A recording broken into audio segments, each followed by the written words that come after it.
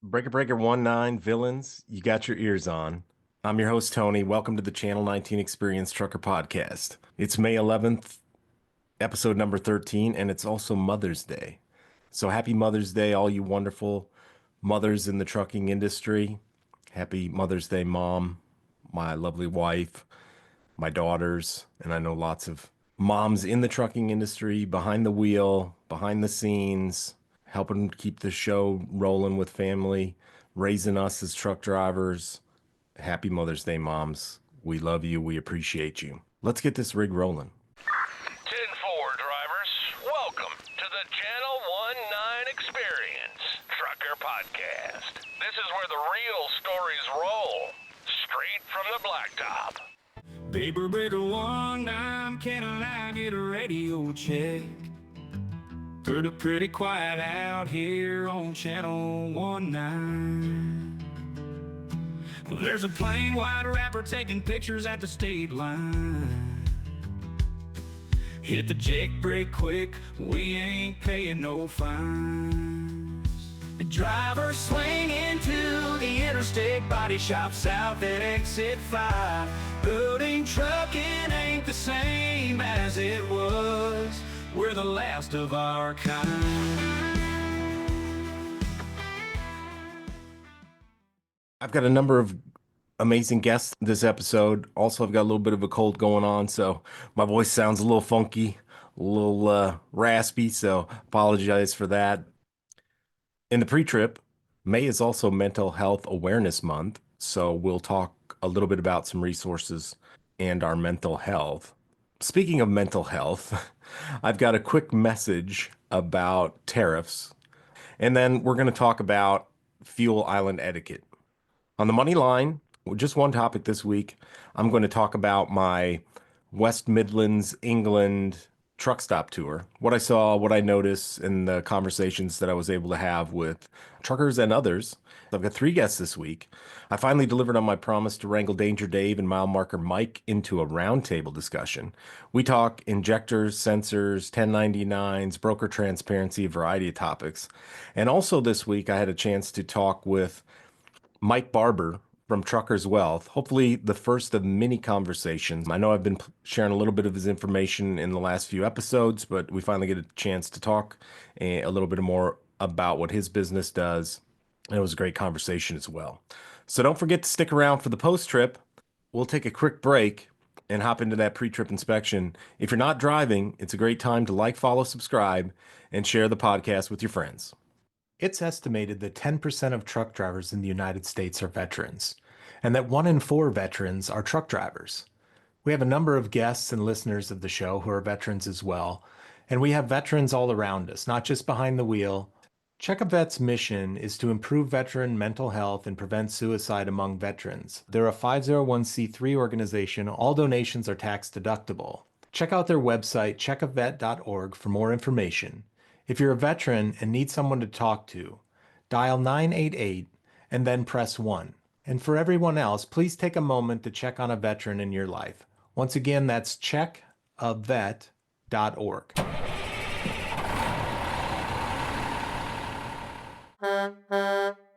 Grab your safety vest. Let's do our pre-trip. So May is Mental Health Awareness Month.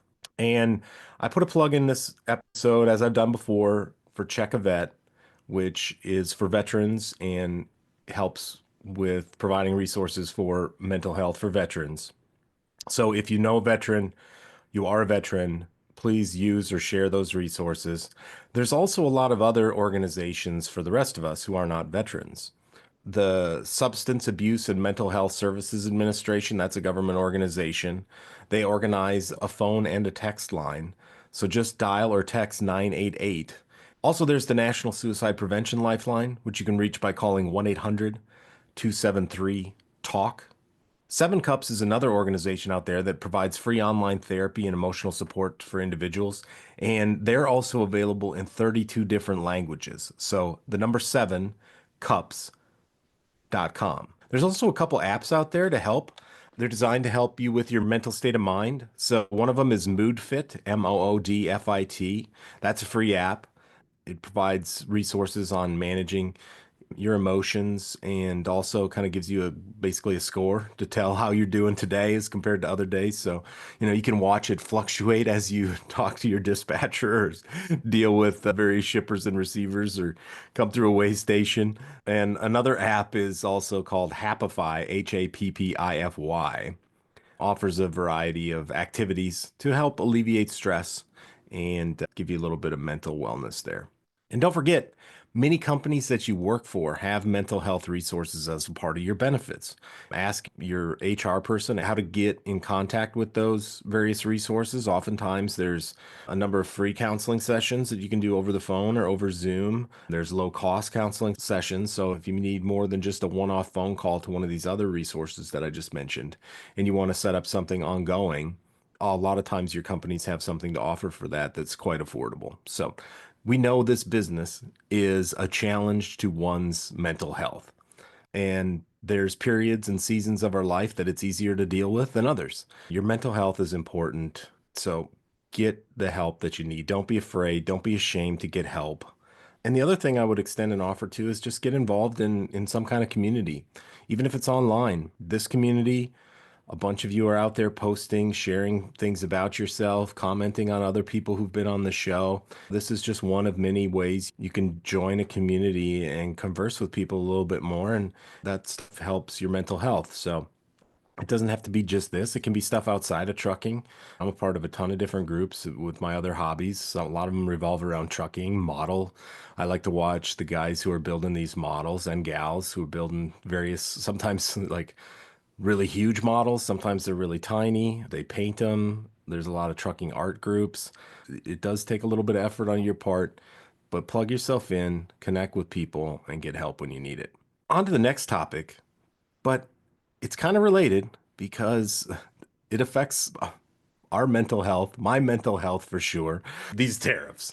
And I just have one short message about tariffs this week, so I'm going to make it quick and to the point. And it might be a little controversial. We'll see.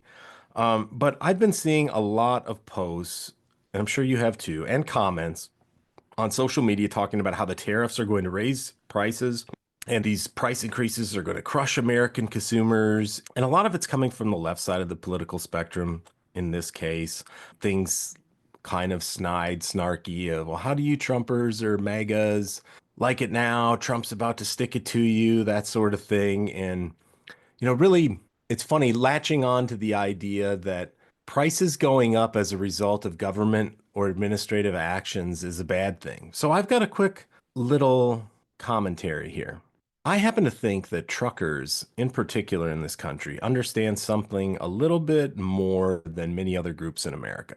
And that is that sometimes we have to take a stand and be willing to endure a little bit of pain to send a message, make a point, negotiate to a better position. We do a lot of negotiating in trucking, right? Rates, terms, accessorial fees, home time, which direction, where we haul freight. We have to fight for pretty much everything we get in this business, one way or another.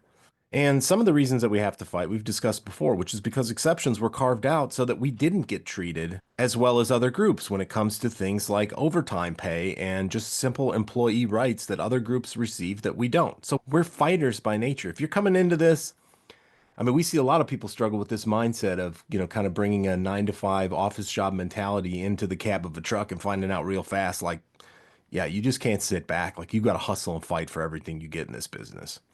So we get it about having to fight for things and negotiate for things, I think a little bit more than the average non-trucking Joe does. But to all the people whining or jeering about the possibility of some prices going up for consumers as a result of these tariffs, I would like people to consider this. If you've ever voted for or supported a political party that wanted to raise taxes on corporations or rich people who own businesses, then you support raising prices for everyone. If you voted for or supported a political party that wanted to raise the minimum wage, then you support raising prices for everyone. If you have supported or voted for a political party that wanted to add excessive or unnecessary regulations then you have supported raising prices for everyone. If you have ever voted for or supported a political party that advocated for unions or work stoppages to get higher wages or benefits, then you have supported raising prices for everyone. If you have ever voted for or supported a political party that has tried to increase sales taxes, fuel taxes, excise taxes, or any taxes ad nauseum, you support raising prices for everyone. What I'm trying to get at here is that there are a lot of things that get advocated for every single day, every single congressional session, every time the government meets, that increases the prices we pay on everything. None of these things that I just mentioned are any different than a tariff as far as the results they produce. They raise prices. Now, at least these tariff negotiations have a chance to make other countries negotiate with us on a level playing field. Also, these tariffs will likely be short lived. We're already starting to see some of that as trade deals get negotiated. Things are getting sorted. As I speak right now, the administration is over in Switzerland negotiating with China. They just announced they cut a deal. Yeah, we don't know all the details yet about how great it is or not great it is, but we're getting somewhere. But can we really say the same thing about the other items I just mentioned? I don't think we can because those things hardly ever seem to go away. When's the last time you saw the sales tax go down? When's the last time you saw excessive or unnecessary regulations get removed, with the exception of maybe being this administration? So I find it a bit disingenuous for these people on the left who, at every other moment, they love to add costs to everything with taxes, with work stoppages, raising this, raising the minimum wage, all those things. But in this instance, when it comes to tariffs and because it's coming for Trump, they're out there banding about how the sky is falling because prices will go up. It just seems goofy to me. So that's my take on it this week. Let's move on to the next topic. We'll head over to the fuel island and talk a little fuel island etiquette. So this past week, I published the first segment of the United States Guide to Trucking Etiquette. And the first chapter that I released was fuel island etiquette. It's an area ripe for improvement. I think we can all agree. And so let's talk about what I put out there. Feel free to chime in with more suggestions, more additions. There's always room for improvement. This is a living document and we'll adapt it as necessary. As also, we'll see more stupid things occur that require addressing. So, unfortunately, we haven't thought of all the dumbest things that humankind can come up with to do. So, we'll keep this flexible and add to it where needed. All right. So, kicking off the top section here on the fuel island etiquette. And if you haven't seen it, head out to social media. I'll post it again this week. Things you should do. Hustle, for one. That's the first item, hustle. And even if it's not busy at the fuel island and there's time, you can relax a little bit, sure. You don't need to hustle just for hustling's sake, but especially if it's busy, put a little pep in your step. Throw away your garbage in the receptacle. If the receptacle nearest your pump is full, find one with space nearby. Don't just throw it on the ground. Find the appropriate place to put it. A lot of times, many of us can use the extra steps and a little bit of extra exercise. So just look at it as an opportunity, not a negative, and go find a good place to discard your trash. Make sure you move up ahead at the fuel pumps whenever possible. Sometimes it's even okay to sit there a little bit for a few minutes and wait for the guy in front of you or a gal in front of you to get back to their truck and move. Maybe catch up on a little paperwork, something like that, and then move up. And then it kind of takes the pressure off of you needing to get back out to your truck because you've already moved up into the appropriate slot. Nothing's more irritating. Well, there's probably more irritating things, but one of the irritating things, pulling into a truck stop and seeing no trucks in front of the pumps and a bunch of parked unattended trucks in the pump, so you can't even get started fueling because those folks are inside doing whatever they're doing and their trucks aren't even moved up. We know it's not your fault all the time, but that doesn't make the next person in line feel a lot better. And don't forget to hand out your Channel 19 Experience encouragement cards. We've got a few of them that are appropriate for the fuel island. So go ahead, get yours ordered. They're free.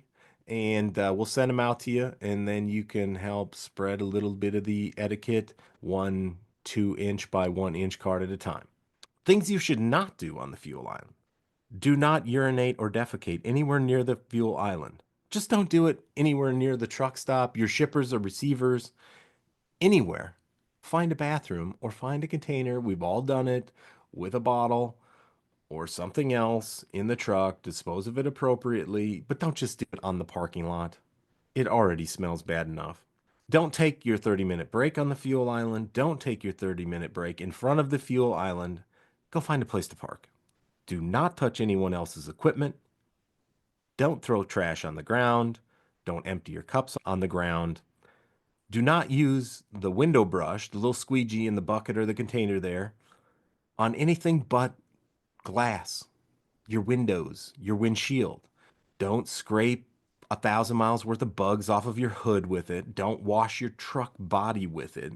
Certainly don't wash your fuel tanks or your engine or your fifth wheel and get anything greasy on there for the next people. Use it what it's meant for. Put it back when you're done. And finally, on the do not list, don't take the fuel nozzles with you. Make sure you put them back in the rack and don't be that guy or gal dragging them down the freeway with a dangling hose. All right. Additional good ideas for the fuel island. Use gloves. I always had a pair of gloves sitting right next to the driver's seat, in between the base of the driver's seat and the door, or right behind the driver's seat, somewhere in there. That's your fuel gloves. Touch dirty, nasty fuel stuff with your gloves, not your hands.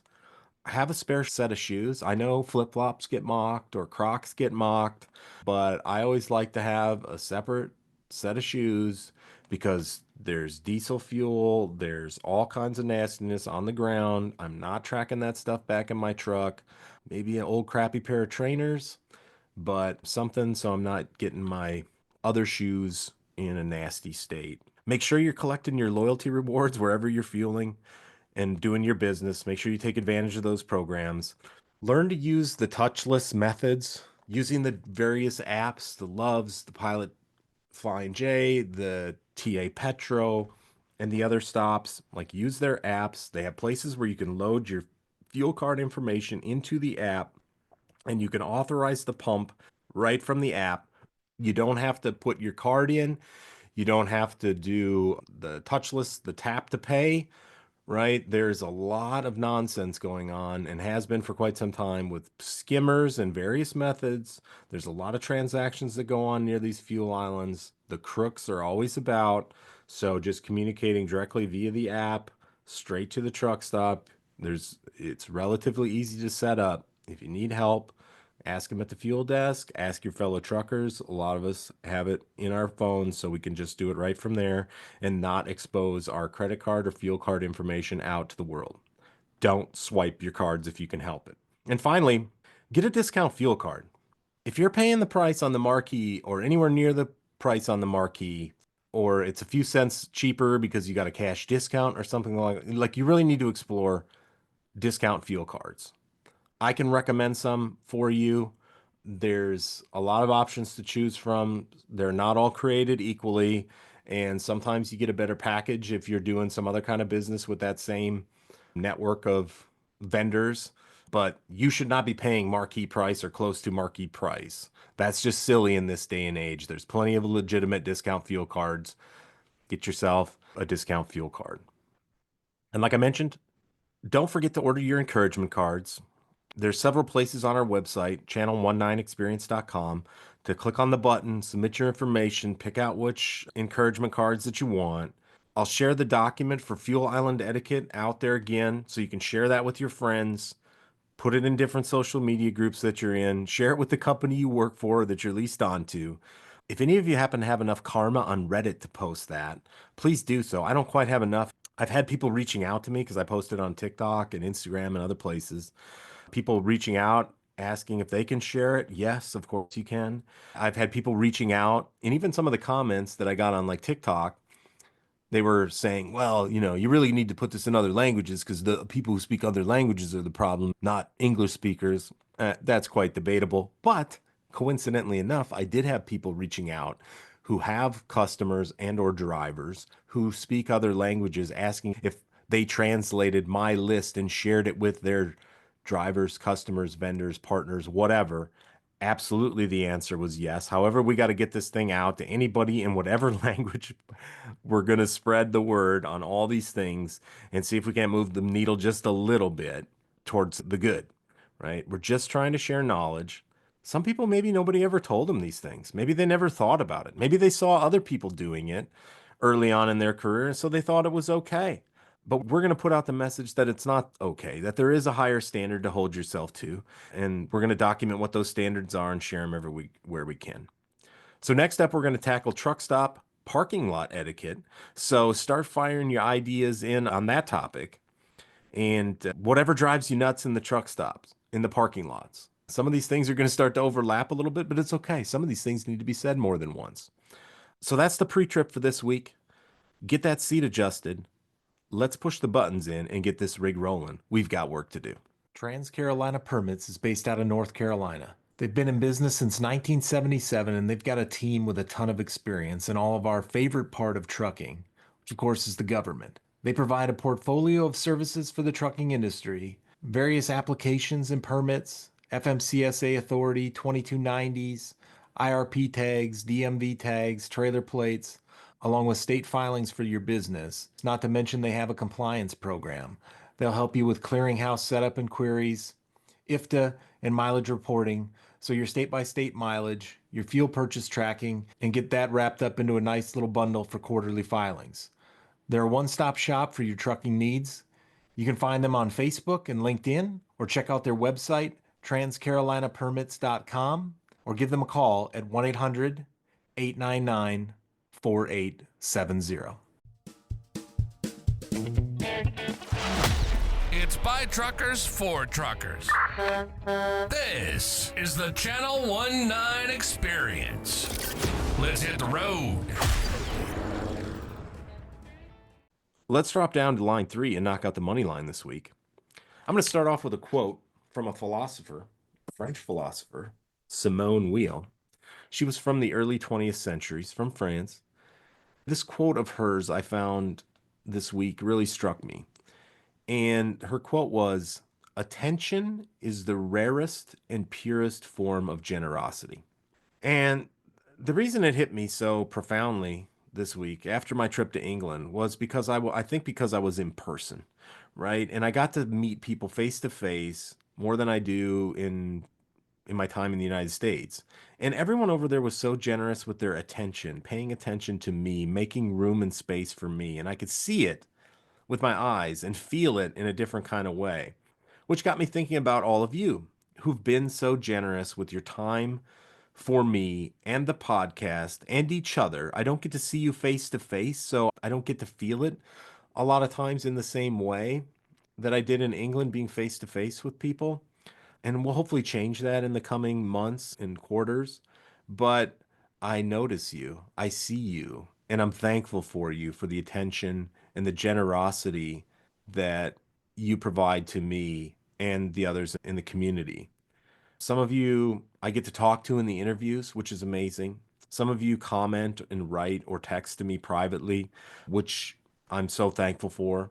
And I know that there's a bunch of people out there who listening to the podcast who I only see as evidence in the data somewhere, how many downloads, how many views, how many maybe thumbs up or things like that. But I wanted to say thank you. That quote made me think about you all. And so I wanted to say thank you for being generous with your attention that you provide. And for those of you who haven't reached out yet, don't be bashful. Say hello, drop a comment, send me a message. You matter, and I'm thankful for you being here. So let's talk about my little mini truck stop tour. I don't know how many travel adventurers go to other countries and go on truck stop tours, but that's what weird people like me do. So I got done at the truck show on Thursday, wandered around there for probably 4 or 5 hours, and then I got an Uber.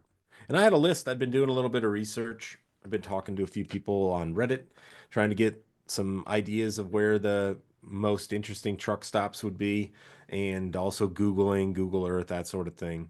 So I had a list, right? So I hire an Uber, an Italian driver shows up. He speaks English well. He's been in England for probably 20 years. I think around that, 15, 20 years. Guy about a little bit younger than me, but 40-ish, but born and raised in Italy. And so I told him, we're about to have an adventure, probably not what you expected to do today. And so I explained to him what we're going to do. We're gonna go hit a bunch of truck stops. We're gonna cruise in. I don't know. We might stay there for 30 seconds. We might stay there for 30 minutes. It just depends on how it goes and who we run across and what happens. And so he and I embarked on probably a 5 hour adventure into the early evening on Thursday night, heading out to multiple different truck stops. So we were at the convention center. That's where this all kicked off. The convention center in Birmingham, which is over on the east southeast side of town. And so we went south because there was a couple that I spotted on Google there, and they were pretty small. And I kind of learned something, and I didn't learn it then. I learned it later and then was able to apply it back to these first couple stops because I went to the first couple stops and they were bizarre experiences. First of all, we started around maybe 2:30 in the afternoon. Got to the first one about 3. And it was kind of a ghost town, right? There was a couple buildings. You could see there was a few people eating, but I mean, it looked like I don't know. If you told me they filmed The Walking Dead there, I'd be like, yeah, that adds up. That checks out. Because it was just quiet. There, yeah, there was a bunch of spotted trailers, and you could tell it was a drop yard of sorts. There was a mechanic shop that they were doing a little bit of work in, but it was like eerily quiet. And the buildings were old. I've got pictures. I'll share those out on Facebook here this week. But at that one, I didn't even really get out because it was like I don't even see where you would go buy fuel, let alone do much of anything else other than maybe order some food. So I was like, I don't know what I'm going to do here. So we drove around the lot, kind of checked out all the corners of it and all the nooks and crannies because it was a sprawling affair. And then we headed over to the next one. Now, the next one was a little bit more lively. I went inside. It was just a cafe, right? The main part of the building was just a cafe. And I didn't even see fuel islands. The parking lot was gravelly and maybe there was 5 trucks there. It was also a ghost town. I looked at them all. Their Google reviews were good, said the food was good, but nothing was going on. And I'm like, maybe this is it. This is what English truck stop life is like. And so anyway, I went in, like I said, looked around a little bit, basically if you'd have told me it was just a diner and with a big vacant lot nearby, I would have been like, yeah, that seemed about right to me. That's all I saw. Now, I didn't figure out until a little bit later that my eyes weren't tuned to what I should be looking for. I was looking for certain things that resembled what American truck stops look like. And because I wasn't seeing them, I had a blind spot to understand what was going on. And I didn't figure that out until I went to the last stop. So, anyway, there's one that seems quite a bit more significant, at least from the pictures and things like that and the commentary. And that was the Hollies up on the northwest side of Birmingham, kind of out a ways a little bit from town, headed up towards Manchester and Liverpool, that are the big cities to the north. And it took, I don't know, maybe an hour drive or so to get from down southeast of Birmingham up to the Hollies up there on the northwest side. A lot of freeways, right? Tons of traffic. Like the amount of truck traffic on all these roads, the A5 in particular, or the one that we were driving on around the loop around the southwest side of Birmingham, like crazy volume of trucks. Like more than I see here located a few hundred yards from the I-10 in Phoenix, like just stacked with traffic and truck traffic. So anyway, we roll through, run through a couple traffic jams middle of the day, get up there to the Hollies. And one thing I noticed, wait, let me back up for a second. On the way up there, I spotted a sign for a service plaza. It said some sort of plaza, had a bunch of restaurants, looked like the signs you would see like on the toll road here to go in, whether it's the Ohio toll road or the Pennsylvania Turnpike or service plazas in Illinois or Indiana. So I said, well, let's go swing in there and let's see what that's all about. So we swung in there, and that looked a little more like what my eyes were expecting to see with an American lens on them. So they had a few fuel pumps, like actual bona fide fuel island, 3, 4 pumps, no room to pull ahead, only one truck in there, which I'm like, where's everybody buying fuel if there's only one truck in here and the other places I couldn't even figure out where you fueled at. They had really big parking lots. I was going to ask, but I didn't ask if you had to pay to park there. It didn't appear like you had to pay to park there, but I'm not sure about that. I could be wrong. That was one thing I did notice at the other ones, even though they were like dirt lots, man, you had to pay to park. There was no doubt about that. And it wasn't cheap. So anyway, in the service plaza, went inside. They had a little casino area in the truck side. So there was like a separate building. I mean, cars could park nearby and go to it, but it wasn't the main building where all the restaurants and the car fuel islands were up there by the main building. So we went in the truck building, if you will. They had a little casino in there with like 10 slot machines. They had a nice little lounge area with couches and comfortable chairs, things like that. And then, of course, a bunch of food, snacks, things like that, and pay for your fuel. In America, we think that our food's trying to kill you, but like their food is an extra level up from that. Like it was pastries galore, typical truck stop stuff, but like no hint in there of anything that remotely resembled healthy. It was all prepackaged, pre-made stuff. So I was like, dang, this is a worldwide problem for truck drivers, evidently. The quality of food that gets offered in places like that. Now, they did have up in the main building with the cars, they had American fast food places, Burger King, Subway, Popeye's Chicken, the typical stuff we'd see at toll plazas here in the United States. Same thing over there. So not a ton of healthy options to choose from, but there are some healthy options like Subway. You can get a salad, things like that. And you got to hike your butt up the hill to get to it. So you get a little exercise in if you're really ambitious and want to get a salad there at that particular service plaza. So the service plaza panned out more or less like any of the oases you find on the Illinois toll road. That kind of setup. Huge parking lot though, so that was good to see. That at least answered a question like, where are all these people going to park for free?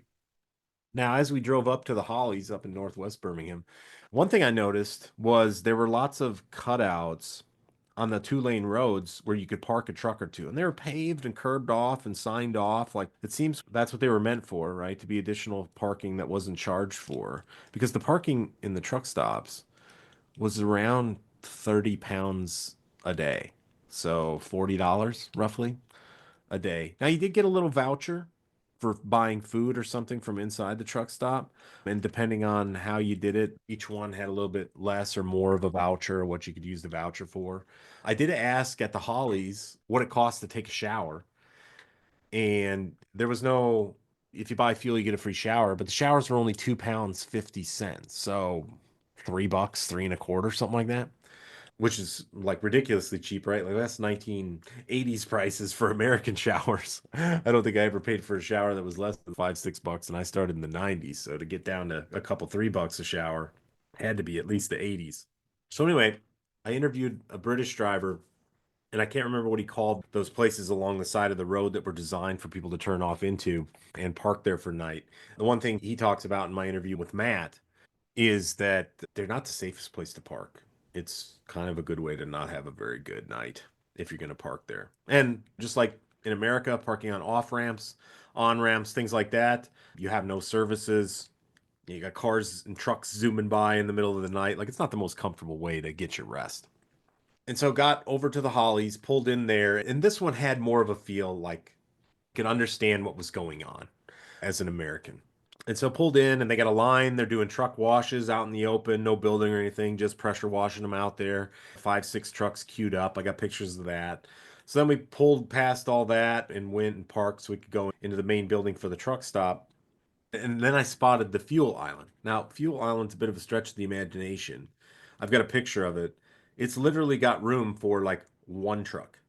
You fueled one truck at a time. Maybe depending on the length, I think you could fuel two trucks. Like one could pull to the front, and on the front of the little building that had the dispenser, if the truck in front of you was short enough, I think there was a second one on the back of that fueling lane that potentially you could do two. But it was when I watched them, they were doing it one at a time. There was a couple trucks in line, and I can only imagine the frustration if that was the setup in America. Like we're used to the 10, 15, 20 pumps across, fuel up fast to get out of there.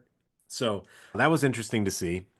The truckers were friendly. They were waving to me. I'm taking pictures. I was like, I felt like a little kid. I didn't do an arm pump. I should have done an arm pump to see if it was universal language. I missed that opportunity. I'll get that next time. But yeah, lots of trucks from all over.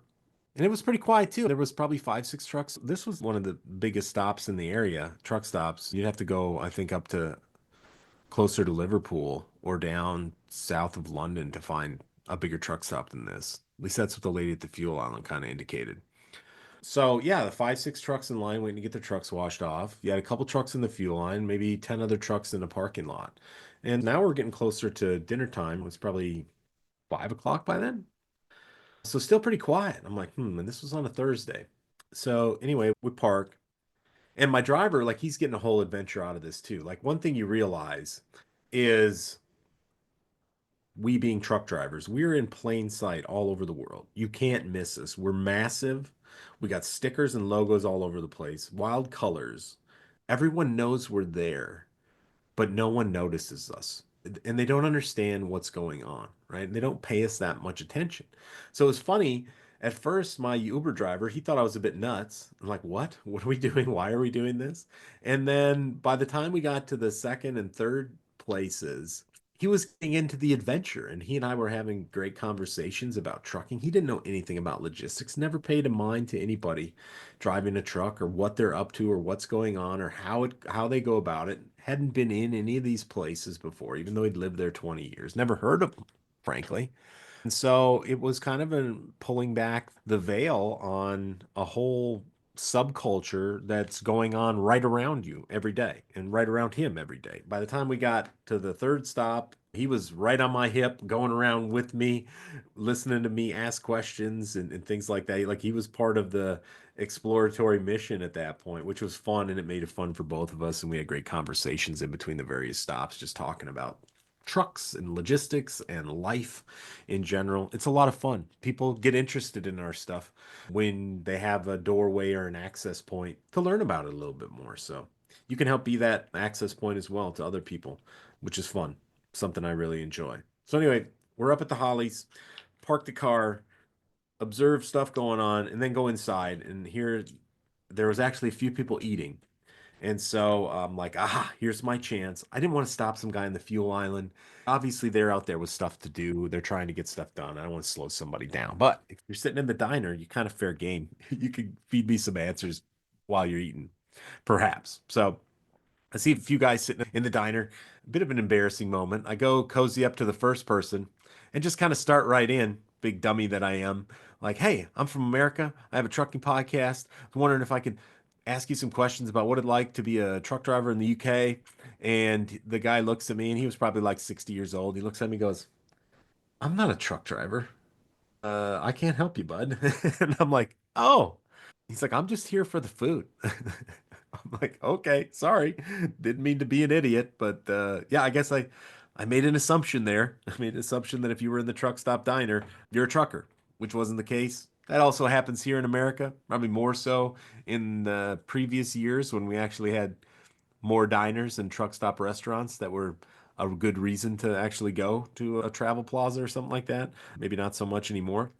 But now on the bright side, I kind of broke the ice with the two guys sitting next to him because they've already heard me play my idiot routine with this guy. So by the time I slide over to their table, and they're, they already got a little bit of a smirk on their face, like we already know the pickup line, bud. You might as well jump right in. And so I started talking with those two guys, and they were truck drivers. Thankfully, I didn't go 0 for 3 in the cafe. I went 2 for 3, which will get you in the Hall of Fame most sports. So we just started jumping into the conversation. Turned out there was one guy who was about my age, in his mid 40s, and then the other guy was older, closer to retirement age, 65, I would have guessed, somewhere in there, somewhere 60 to 70, right? And so anyway, it turns out that the older gentleman was the father, and it was a father and son. The father was retired. He had spent his whole career as a truck driver, and then the son was a truck driver as well, his whole career, and they happened to be hauling some freight where, because of the secure nature of the freight, it was required that there be two people in the truck at all times. So if something happened to the first one, at least somebody would be there to call for help, things like that. So he said they'd been doing that for a number of years. Previously, it had to be two people with active CDLs, essentially, their HGV license. But now, in order to save some money, I'm sure, they said, well, the second person doesn't have to be a driver. You need a second person. So now he was just taking his dad with him, and the dad wouldn't drive. He'd just ride along and go make their run up towards Scotland and come back. And the dad got a nice little supplemental pay for his retirement and met the requirements of having two people in the truck at all times for these highly sensitive loads. So we just jumped in and we went all over the spectrum of topics, right? Just talking about what it's like. What do they do? They drive in England. They used to drive over to Europe more, but with Brexit and how things have changed, and it's more of a hassle to get across into mainland Europe because of the immigration and customs and all the things that came with England basically exiting one of the layers of free trade zone that they had in Europe. So a lot of truckers in the UK now they drop off their freight either at a ferry or near the English Channel, which goes over to France, and somebody from the European side does it from the mainland logistics standpoint. So prior to Brexit, it sounded like it was more like the US Canadian border with drivers going back and forth pretty fluidly between the two. And now it kind of seems like more like the US Mexican border where the mainland Europe trucking companies, or in our case, the Mexican carriers, are coming into the United States much more frequently than US drivers would go over into Mexico or mainland Europe. So, kind of interesting to hear how that dynamic has shifted what people do. These guys, they work they were company drivers, get paid by the hour, and that seems to be very common over there, which is getting paid by the hour or a daily salary. Their hours of service regulations are significantly different than ours, and I'm gonna have to do some research to understand because it seems all, and maybe it's just because it's different that it seems complicated. Ours probably seem complicated to everybody else too, and weird how they're structured, but it's really hampers their ability to make a living, and they're limited to, he said, 90 hours every 2 weeks of driving. So that's significantly less than what we do over here, and a lot of the pay is hourly. And I saw a lot of ads. I was looking at different driving ads over while I was over there, and you see a lot of things for around 20 pounds, even sometimes 18, 19 pounds per hour, up to 25 pounds an hour. And I'm sure varying on skill set and different experience, there's quite a range, just like we have here. But when you're only getting to drive for, 45 hours a week, that's not a ton of money. And so that's a challenge. They did talk about that it's challenging to make a living over there. A lot of similar challenges, honestly. Truck parking's a real pain. And as we saw, you have to pay for it. Now, I did find out that they have a system called Snap, which is kind of like a universal account that you can use to buy things. The trucking company pays for it, so you can buy parking with Snap. And it seems like a lot of the trucking companies over there actually pay for the parking if you do have to stay out. Now, these guys, he said that he only stays out maybe one night a week, something like that. And so, because the UK's not huge, right? 800 miles top to bottom. So there's a lot of the work that, being home on a nightly basis or 3, 4 nights a week, plus the weekends, is quite feasible. I mean, you saw a lot of jobs that it was by far the exception to see somebody who was saying you needed to stay out multiple nights a week. Now, when I do my interview with Matt and share that with you next episode, he talks a lot about that because he's different. He's on the other side of the spectrum that resembles more like US truck driving, being out in the truck multiple nights a week or for long periods of time. But a lot of their concerns were similar to our concerns: security, being able to make a livable wage, an ongoing onslaught of regulations being thrown at you, more and more regulations, government officers doing inspections, trying to nitpick their way into tickets and finding a way to generate revenue on our backs, and just the general degradation of the career of being a truck driver as compared to what it once was. And both these guys, one was retired and spent his whole career as a truck driver. The son was had every intention of being a truck driver for the rest of his career. He loved it in spite of its warts and flaws and getting more challenging. But yeah, just the feeling that, man, can we get a few wins under our belt and maybe push back or slow down some of this constant creep of the government finding ways to limit your ability to make money or finding new ways to get money out of the truckers' pockets. He said lots of inspections, whether that's permanent fixed sites or pop-up inspection sites, just trying to find things wrong to issue a ticket. And also just the continued growth of regulations around getting and keeping their commercial driver's licenses or their professional driver's licenses, right? Ongoing training, mandated classes, things like that you have to attend in person. You don't get paid for. It's just part of keeping your license going and meeting those requirements every year. So, yeah, I think A lot of the trucks are cab overs, which, especially if you're not spending multiple nights in the truck. I mean, that's the way we ran it here for quite some time too in America with cab overs. They're convenient. You can get around, you can get in tight spots, and there's plenty of those in England. Definitely in the cities, lots of streets that were not made for long commercial vehicles of today's dimensions. So, I mean, overall, it was really a great conversation. It was my first conversation with in person with some actual UK truckers, and man, you would have thought it was we were in 1998. Pick your family style truck stop location somewhere in America, non-chain, and just shooting the bull at a cafe diner. It was really fun. They were great guys and generous with their time, and they were as I my sense was they were as excited to talk to me as I was to them, as bizarre and unexpected as it was to, have an American truck driver plop across from you while you're eating lunch and go, "Hey, let's talk about trucking."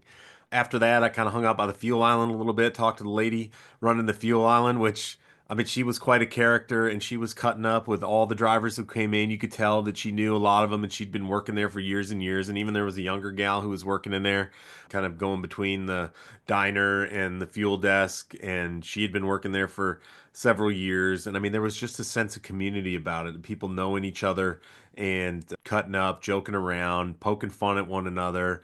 Of course, they took a few liberties, making fun of me and the things that I didn't know and my inability to understand what they were saying some of the time. So we had a good time all the way around. She was talking about the fact that like you never knew who's walking in the door next. The next person, the next driver could be an Italian driver, it could be a Romanian driver, a Polish driver, like because they're kind of on the mainland Europe trucks are still coming into the UK, and they're of course they're supposed to get back out as fast as they can, but they have their own cabotage problems over there. But quite a ton of diversity of people coming in, delivering freight over into the UK and stopping at these truck stops. We talked a little bit about pricing of stuff, showers and parking and how it all worked, things like that. And we had some fun. They were trying to explain to me where some other like they mentioned, like this is probably the biggest truck stop in the area. If you want to go find something bigger, you'd have to go up by Liverpool or Manchester up to the north. And it was funny. They were trying to explain to me what the place was called. And at one point, I had to stop. I'm like, "Are you speaking French? Like, it sounds French, but like we're talking in English. Like, I'm confused." And and so I just said, "Do you want to? Can you just type it in my phone?" And then I can see what you're talking about. And then she types it out, and I'm like, oh my goodness, it's a um, Formula One truck stop or whatever it was called. And I'm like, oh, you weren't speaking in French, just English that was indecipherable for me. So, and they got a good chuckle making fun of my inability to understand English, their English.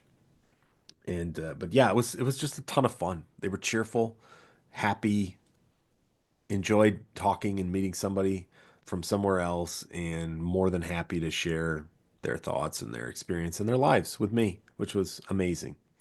So, yeah, we completed that one. That was my last stop of my four truck stop tour. I'll put a bunch of pictures up on Facebook and fire away any questions that you've got. I've got some connections now to some drivers, like I mentioned. I had a great conversation with Matt, a driver from over in the UK, last night. We'll get him queued up for. I'll get that interview out, not this episode, but the following episode. So the one I'll issue on the 19th of May. But so yeah, if you got questions, things I didn't think to ask or you'd like to know, be sure to share those, put those in the comments on Facebook, send me a message, whatever. We've got connections now. So we can ask questions and figure out what the heck's going on and what's different about being a trucker over there. So that's all for the money line this week. We've got two interview segments with three people. Danger Dave and Mile Marker Mike join me, and that'll be the first interview. And I'm supposed to mention that both of those gentlemen, both Danger Dave and Mile Marker Mark, they are published authors. So you're in for a real treat, folks. It's not often we get to talk to published authors here in the trucking industry. So make sure you sit up in your chair and pay close attention to these scholarly guests that we have coming up. And then after that, we're going to talk with Mike Barbour from Truckers Wealth about Really, the focus on this first discussion with him, we were talking about 5 main reasons why truckers struggle to retire. So that turned into a really interesting discussion about the realities of being a truck driver and also just the realities of being a person trying to save and prepare yourself for retirement. We'll have a really short post trip and then get you on your way this week. Let's drop it down to line 4 for a quick break, and then we'll get on to the interviews. True TMS is a cloud-based transportation management system. Being in the cloud makes integrations faster, and you're able to access the platform from anywhere. It has intuitive planning, on-demand reporting, and easy order creation, rating, and invoices, which turns tedious admin work into streamlined automated workflows. And True TMS ensures your team feels supported throughout the entire process. The folks at True TMS have decades of trucking and liquid experience, and they care about this industry. They don't just sell you a product, they're invested in your success. If you're a liquid hauler, visit their website, truetms.com, and of course, tell them Channel 19 sent you. More than anything, this show's about bringing back the sense of community we used to find on the CB, especially good old Channel 19. No rants, no corporate spin, just long-form storytelling from someone who's been behind the wheel, built the fleet, hit rock bottom, and climbed right back up.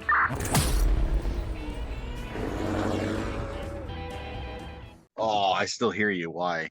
What happened? Yeah, you were good. You had your video off. Your audio was still there. Yeah, I'm gonna go to my phone and throw my headset on. Oh, okay. Yeah, that's what I'm doing. I still hear you. Why? Why is this thing not going away? I'm so glad we're recording this. No, you're not. Are you really? Yeah. Bad. Yep. Dumb.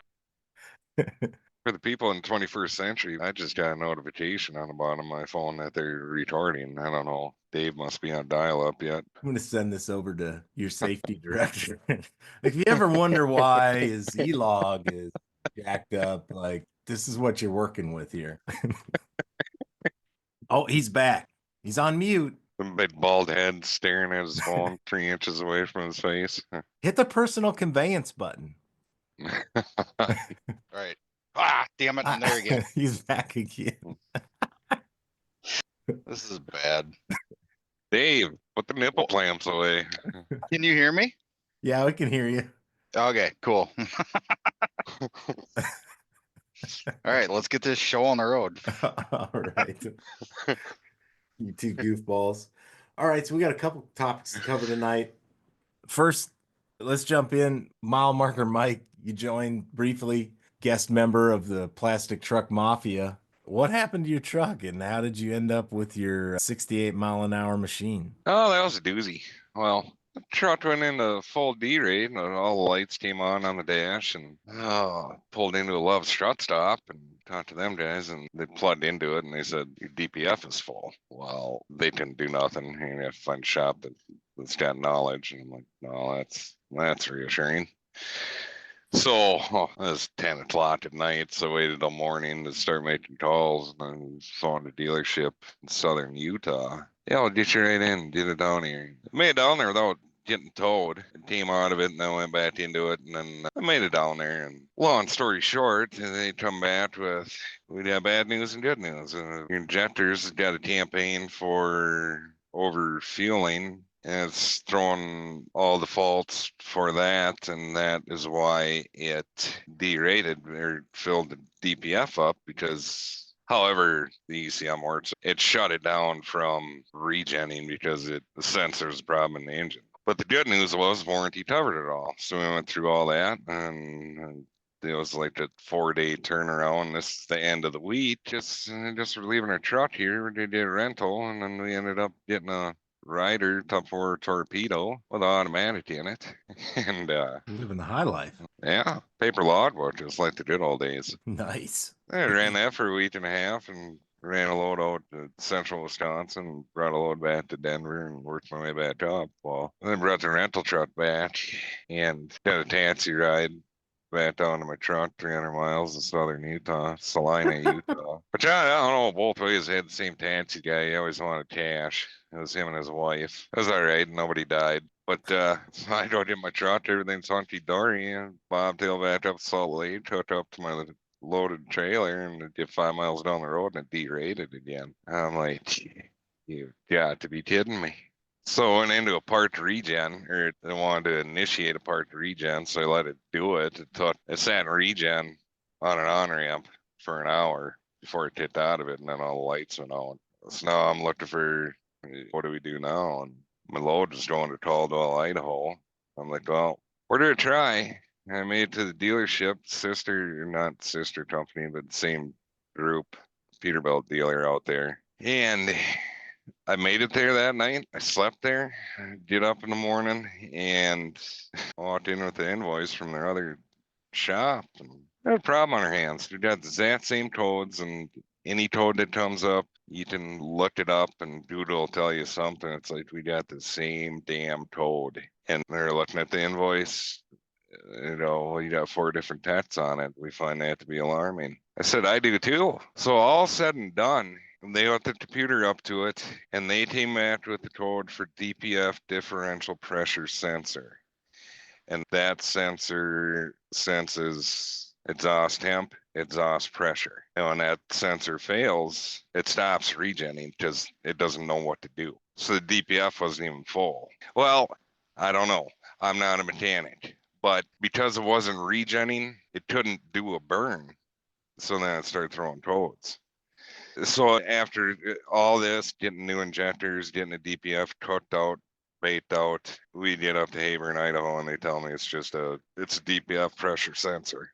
And it was just a rigmarole. So no need for injectors. None of that stuff was actually the problem. It was just a sensor hiding behind Right. it all. Right. They even said in Hayburn they should have dug deeper into the codes, because if they would have went deeper down the line of the codes, they would have been able to pinpoint that sensor. And it Never would have been a 4 no rental truck, right. no all the Right. 9 yards. Right. Yeah, he bought No. flip-flops and everything for nothing. Yeah, flip-flops. Had to throw my bedding away. Had a bonfire with that. So how'd you enjoy your Tupperware torpedo? What'd you have, a 9400 or something? No. 2022 Freightliner Cascadia. Oh. Yeah. Rider spec, not even owner operator spec, rider spec. That's classy. Nice. Automatic. Have a Jake brake at least? Yeah, it had that. Nice. Yeah, he rolled the window down, stuck his hand out. Dropped 1 foot. The old Flintstone. There you go. I don't know who it was worse for, him or me. I had to get 4 or 5 snaps a day of him pissing and moaning about being in that stupid thing. I was more happy they turned it in than he was. Yeah, I mean, I heard reports on I-80 in Wyoming, some goofballs plugging up the left-hand lane going 68 mile an hour because you don't know what he's doing yet. Yeah. Well, how do I say it? I mean, it's probably true.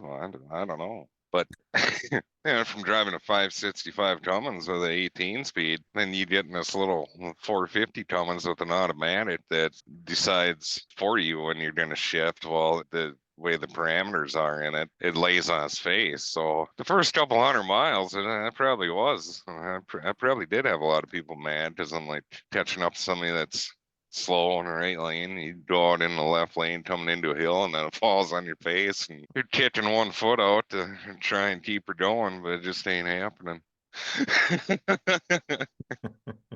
Prime is passing in the left lane, finally flipping somebody off for once. You made a lot of people feel good about themselves. Good job. Yeah. So they replaced your sensor, and what, a couple hours later, you're on your way? Yep. My goodness. Everything was just fine. But on the bright side, you got some new shiny parts. Yeah, for free. Well done. Yeah. See you boys in another couple 100,000 miles. So if you need new injectors, let's tell them where to go. All right. I thought we were going to live the good old days. A couple of years ago, it was he'd tow me home, I'd tow him home. We'd sit in the shop together and cry, go to Home Depot and check tensile strength on rope. I thought we were going right back to that. Yeah. Well, imagine Well- what this conversation was like if it wasn't under warranty. Again, that was 2 Oh, years yeah. ago. Yeah. Sitting at Home Depot, deciding whether hemp or nylon was best for your neck. Can we just jump off a 5-gallon bucket, or do we need to buy a ladder too? Trying to see if somebody'd rent us a gun. We didn't need it long term, Just see one bullet. Well, it was like clockwork when my truck went down a week later. I mean, I got the phone with Dave, and he's got in the bathroom. Well, I might as well start preparing. Mine will be next week. Wasn't it that Sunday? You had just gotten your truck back from blowing, you tilted the number 5 sleeve or something. You got it out that Saturday, and that Sunday I called you. You had to drive down and haul me home because my motor went. Yeah, It was yeah. literally 1 week after another. Well, it's good not to be alone in times like this. Yeah, misery needs company. Exactly. All right. Well, you're back whole again. You're normal. Hammer down, left hand lane, super trucker. Mile marker Mike is back in style. Hey, Yep. when you introduce us to, you need to make sure you say published authors. Published authors. Yeah. All right. I got a couple copies. I'll make sure to send you one. I suppose the woman that's responsible for 2/3 of this dumpster fire needs to get one, probably autograph from both of us. Yeah, yeah. We'll be putting those on the website store here. Get your Yeah, signed copies. $30 a piece. Yep. There's dumber things people spend their money on. We got a shot. Exactly. Does Exactly. that come with the OnlyFans subscription for you two boys, or what? Yeah, 2 dudes, 1 mic. If you want to see our OnlyFans. That's what we should call this segment: 2 dudes and 1 Absolutely. mic. No, David. No. I'll be back on there once the athlete's feet clears up. Don't worry, people. My goodness. So Dave, you chimed in too a couple weeks back. I think it was maybe 2 episodes ago. I had a chance to speak with Mike Ritzema over at Superior Trucking Payroll. We were talking 1099s. And Yeah, that was a good episode. and I mean, it's interesting, man. Yeah. Like every day there's a Facebook post, there's a Reddit post, multiple posts of I'm hiring 1099 drivers. And then it'll literally say, like, first row, looking for company drivers. We pay 1099. And trucking is not alone in this. Like my oldest son was looking for a new job. And I was talking to a guy who runs a pool servicing company, and he said he was hiring. And he was, you literally ride around with the owner of the company servicing pools all over Phoenix. And that dude was like, yeah, I just pay on 1099. I'm like, this is like an epidemic in America. Who's paying, who's contributing to, Social Security and unemployment insurance. Like nobody's paying into anything. Everybody's just a contractor now, I guess. Well, yeah, it's getting away from the cash under the table. Now everybody wants to be honest and at least have a record that they're paying you illegally or something like that. Yeah, they want the tax write-off. They just don't want Yeah. to do all the rest of it. Yeah.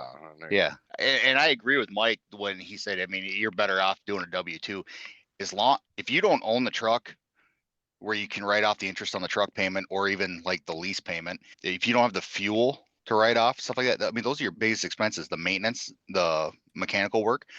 You're not writing anything off. You don't have any depreciation. So as a 1099, you are getting screwed. What are you going to write off?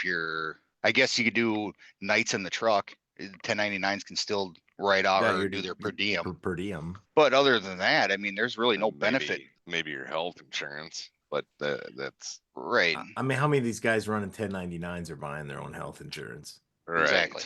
Well, see, that's a problem too. On both sides of the fence, employer and employee. You say 1099 to me, it means you're both in financial trouble. I mean, not to be too blunt, but Well, and there was an article I read back not too long ago in the very state that I'm sitting in right now, Illinois.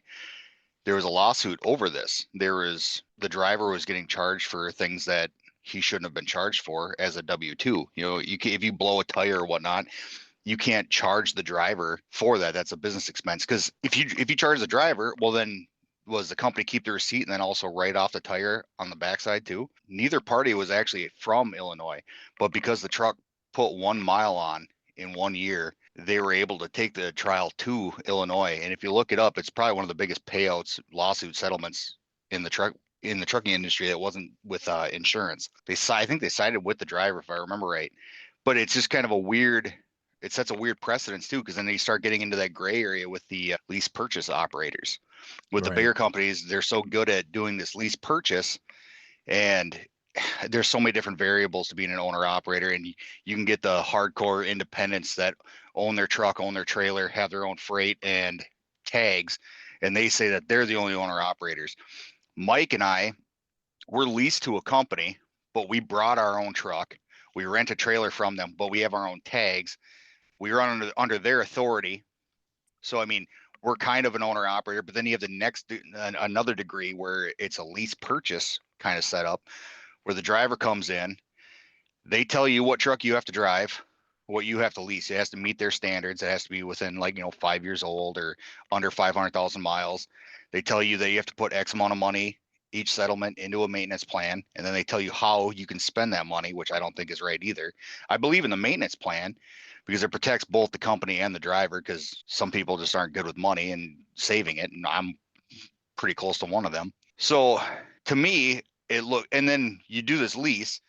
At the end of your lease, your balloon payment's so big you can't handle it. And most times people that are in that position probably don't have the credit or the financial ability to pay that balloon payment. So they end up getting thrown back into a new truck and starting all over from ground zero again. And they just get stuck in this never ending circle.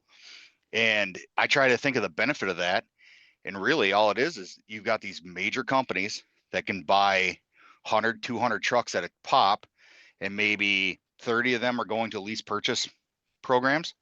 So somebody else is paying the bill for them, but they've bought such a big, large lot that they're getting massive discounts on these trucks to begin with. There's a major company right in our backyard that they own their own Freightliner dealership. It's smart on their end, but honestly, I sit back and look and I go, well, what's the difference between you and a company driver? Yeah, and a lot of times I mean, yes, these companies, and I've worked for a couple of them on the dispatch side and operations, and I mean, you see it all the time, right? Where these guys and gals get into these lease purchase programs and they claim no forced dispatch, like you can turn down loads, but I mean, we all know what that means in this business, right? Like, go ahead, turn it down, and then see what I feed you from here on out until you learned your lesson not to turn me down. Yep. So I mean, it's really a fine line between what really is independent contractor and a 1099 situation and what's a W-2. And even there's kind of even a more gray area between a couple of the options you mentioned, right? Like between what you and Mike are doing and the lease purchase, which is when I worked for one of the big mega carriers and we had owner operators, like many times they were coming with no tags of their own. We're fronting them cash immediately. I mean, cash advances all the time, right? And they're into us multiple thousands of dollars. And of course, running equipment that's prone to break down. So then they're needing loans to carry the repair bills. And it's like, I mean, the distinction between what an employee's doing and what you're doing is pretty much indiscernible. And frankly, a lot of these folks, they would be making more money if they were just driving the truck as a W-2 driver. Well, yeah, and the companies, I mean, they have to watch out for themselves too, because like you just said, somebody could roll in here with a foreclosure notice on their house, not have a pot to piss in, and yeah, start running on bad luck like Mike and I had a couple years ago, and racking up cash advances and racking up maintenance bills, and some of these places they'll actually work on your truck for you, so you have the maintenance Yeah. bill directly to the company that you're leased to, and then what, 3 months later go, you know what, this ain't for me. And now that company's on the hook for 25, 30K and you're off to Burger King, Yeah, Yeah. and they're upside down on the truck, and now they're looking for the next person to try to lure into that thing. right? Yeah, and Yeah, I mean, you it's saw like the success rate at the mega fleet that I was working for. The success rate on these lease purchase programs was probably at best in the teens as far as a percentage of people who actually made it out the other side and were in a position to actually do the next step, which is get out of the lease purchase, get on your own note to carry the truck, and start actually working towards being an independent contractor in a truer sense of the word. in theory on paper. If you figure out that lease purchase, I mean, you make all your payments, you get your balloon payment. It should be manageable. If you were saving your money enough, you able to put 20% down. There's the other hurdle is finding the right banker. I mean, that's how this is all it's a kind of a racket to get into. It's almost as hard to get into as farming, because bankers don't want to deal with trucks anymore because they're sick and tired of chasing them down with a repo truck. It's a lot of money up front. You're looking at $200,000 truck right now. $20,000 out of your pocket just to cover it. No, 40,000. I can't do math. Yeah. So yeah, everything about that lease purchase program is enticing. And then they throw the ads out there, be your own boss, all these like things that you want this independent stuff like that. And they get you into doing it. And then you find out you're not your own boss because they're like, well, we need you to go to Nebraska City. Well, no, I want to go home. No, it doesn't work that way. This is a rush load. We got to have it. Need a favor. Got to have a favor from you, So Yeah. Yeah. And you're getting just dispatched by the same people. You're getting, and yeah, you might have owner operator boards. I mean, that was kind of one of the things that I looked at too when I was leasing on, when I was still driving my own trucks, was do you have a mixture of company trucks and owner operators? Because if you do, I don't think I really want to be a part of that. Like, we need to have the mindset of owner operator only. Whoever I'm talking to in the Yeah. business, right? I don't need to compete against your drivers and what your profit margins are. And if you're looking at loads going, well, we could make 10 cents a mile more, we put it on our truck as opposed to an owner operator because we're paying off percentage. Like, I don't want to wonder about it if that's going on every right. load that I'm hauling for you. Well, and Mike and I we've been fortunate enough where the company we're leased to now and the company we came from, they were pretty dang fair when it came to that, as far as the owner operators and the company drivers. And I've actually seen the company drivers get stuck with the loads that all the owner operators turned down, but those are kind of unicorn companies too. A lot of companies are putting owner operators as hired help, and they're quick to set you on the shelf as soon as they don't need you anymore, as soon as time gets tough or slow. Yeah, it's their Yeah. flex capacity. They look Catch at it like 22. that. Yeah, they can spin you up fast and basically starve you out fast. And you're not an employee, right? It's not like you're going to get laid off. Well, and You're a contractor. that's the biggest downside to being a contractor and being leased onto a company that people don't realize too is like we're running under that company's authority. So it's not like it gets slow. I can jump on the broker board and start hauling some other stuff. I'm pulling their trailer. I'm pulling with their authority. When they put you on the shelf, you're starving. There's no supplemental income unless it's done outside the truck. So it's important when you're getting into this to make sure that you're not messing with a company that has that mentality where it's our trucks first and then you. Yeah, that's why researching, Yeah. talking to people before you lease on there, talking to people who are owner operators or doing a lease purchase with that company and find out what the real experience is, not what the recruiter's telling you, because every recruiter in the book is going to tell you all the success stories and all the best case scenarios. You got to talk to people who are living it. I've only out of all the trucking companies that I've worked for, only two of them I've walked into blind, not knowing anything about them or anybody working there. And one of them was a nightmare and one of them actually treated me really well. So, I mean, it's a 50-50. If you're walking into a place blind, you're better off if you know somebody, kind of get a feel for what that company's about before you go in and talk to them, because talking to them really doesn't mean anything, because they're going to tell you everything they want to tell you to get you into a truck if they need you in a truck. You're always loaded. Everything is the highest paying dollars. Never touch the broker board. They'll tell you everything you want just to get you behind the wheel so they can make a percentage off of you. I don't know which one of you two mentioned it, but like the 1099 situations, I think it was you, Mike, who said this. It's kind of an indicator to people who are in not the greatest financial position if that's how you're looking at it. There's guys who want to be paid on 1099 because they got child support or some other tax lien or something that they don't want a garnishment to go through, and they can play that game for a little while till the powers that be catch up with you. When you Hiding look from at child support. Yeah, I mean when you're when you're in Yeah, a and 1099 situation, like everybody should be pretty wary of everybody in that, right? You should be wary of the company should be wary of you, because this is just not how you're supposed to be doing things. If you're driving somebody else's truck and it's not on a lease purchase and you're a company driver, you need to be a W-2. if- You want those protections. You want them to be paying for the benefits that you're owed as an employee, paying your matching Social Security, getting yourself the unemployment benefits in the case they lay you off. And the big one, like Mike and I talked about it, Mike Ritzma, was workers' comp. Trucking is one of the highest injury rate jobs out there. That's why it's one of the highest workers' comp rated occupations from a cost standpoint, because people get hurt. There's accidents. You're in and out of trucks, slip and falls, all kinds of stuff goes on. I mean, I've taken a couple headers off the top step. Um, but oh, you actually, yeah. but you got I to knew a protect story. yourself with workers' comp. Yeah. I really wish you wouldn't have mentioned that again, because when you were talking about it with Mike, I was thinking about the incident insurance, or what do they call that? Like AD&D, Yeah, the disability, accidental. there you go. Jared, occupational There you go. That made me think of that. I was like, hazard. oh, Yeah. I've never gotten that, or I've never signed up for it. I always thought it was a waste of money. And then I was listening to Mike and you talk about it, and I was like, I don't know. You can look at it one way or the other. It was literally the next time I got on my truck, I missed the bottom step and spanked my ass on the top step, and I was like, yeah, they just had to go talk about that and jinx me, And now you did it again, so I'll probably fall off the trailer and break my collarbone tomorrow. Well, if you hit your Well, ass on the I step going out of the truck, there might be some training videos you need to revisit. Shut up. see you're talking about work comp, but here's a scenario 15 years ago. I was working for a farmer and driving truck. He farmed and truck, had it all separate trucking company. I was W-2 employee.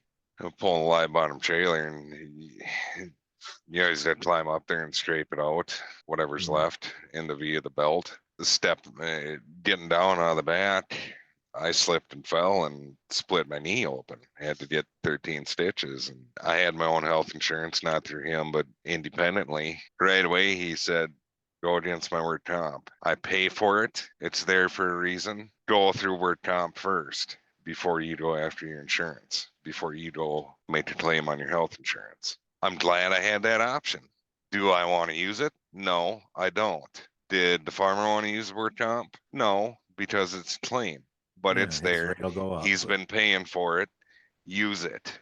Yeah, I mean, I had all kinds of incidents when I was younger. When I worked for that farmer up by Winstead, dairy farmer, and he hired me on as a truck driver, and I did all kinds of different work, whether it's hauling manure, hauling hay, hauling rocks, hauling cattle. That was probably the most diverse set of equipment and freight I I hauled. remember that. Yeah. But I mean, I about blew my head off trying to seat tires, swapping out tires using ether starting fluid to do the bead seating, and got a little rambunctious because I had already done it twice, and it popped back off the seat, and so I said, well, it ain't gonna pop off this time, and I dumped about half a can of starting fluid in there, and she stayed on, but I mean, she blew me back about 15 feet and singed off most of the hair on the front of my head, my eyelashes, my eyebrows, my beard and goatee was gone. Luckily, at that point, you're already high. Yeah. You half date raped yourself. I got vague memories of our mom and I laughing at you because you didn't have eyebrows or nothing. Yeah. Yeah. Well, I had a little bit of my eyelashes because I was wearing glasses, so my eyelashes got like singed, so they were curly like Velcro. So I kept having problems where I'd blink, and then my top eyelid would Velcro to my bottom eyelid, and they'd get all hooked up, and I'd have to keep using my fingers to open my eyes back up. It's really problematic when you're driving down the road and your eyelids stick together and won't unhook. There's something about us and about our family and ether because Jeez. Reword that. That's how we were born. Breathe in deeply. well, I don't know, about a month ago, the legend started his damn lawnmower on fire trying to start it for the first time this spring. So Yeah, I had a few adventures with starting fluid. I did find out Yeah. like you can run your truck down the road on starter fluid if you get really low on fuel, if you've got external air cleaners. I mean, you got to feather it. Like it takes a little bit of getting the right level of finger pressure and the right volume of ether to run your truck. I'm pretty sure that probably voids your warranty if they know you did it, but you can make it to a truck stop without any fuel on ether. You got to feather it. That's our best line out of that. She can just get so a you little know, hot. brother, just so you know, brother, it's highly frowned upon to use ether on these new engines to keep them Yep. running. That was By on the that time you- 90. That was on that blue 9900 IX that I had. You remember that one? Yeah. Yeah. By the time you got to the truck stop, Jesus was sitting in the passenger seat, giving me the peace sign. I mean, I got a little rambunctious a couple times, and I'm like, I don't Because you don't have any control. Like once you spray it, like whatever's gonna happen is gonna happen. There's no unringing that bell. Blowing back in the truck, you knock yourself out, coast into the ditch. I'm sure some people were. The good thing there weren't cell phones at the time. I'm sure somebody Could would have be. got some footage of what this is this guy doing, spraying something out the window forward into his air cleaner as he's driving 30 miles an hour down. I was in Would be Muskegon, Michigan, trying to make it back to a truck stop. Broker's calling Tony. Where are you at? I don't know, man. My truck ran out of fuel. I was using ether. I woke up in Mexico. I don't know what happened. I'm missing two kidneys and I'm in a tub full of ice. Me and the My Pillow Watching the guy are show. hanging out, sleeping on a curb. There's a cell phone Watching the on my shoulder chest. I-94 looking for number 5 piston. We made it. We got back to the truck stop and got fuel. Didn't need a wrecker. Didn't need, nothing. It worked. Thank God I Yeah, had a can of ether. they actually have stickers on the air cleaners. They do not use a starting fluid. They do? Oh yeah, I'll send you a picture. Oh, yeah. I'm putting that on the wall. Do not use ether. We're calling that the Tony sticker from now on. There's always those warning stickers where you read it and you're like, well, who the hell? Well, now we know. Yeah. You're welcome, everybody.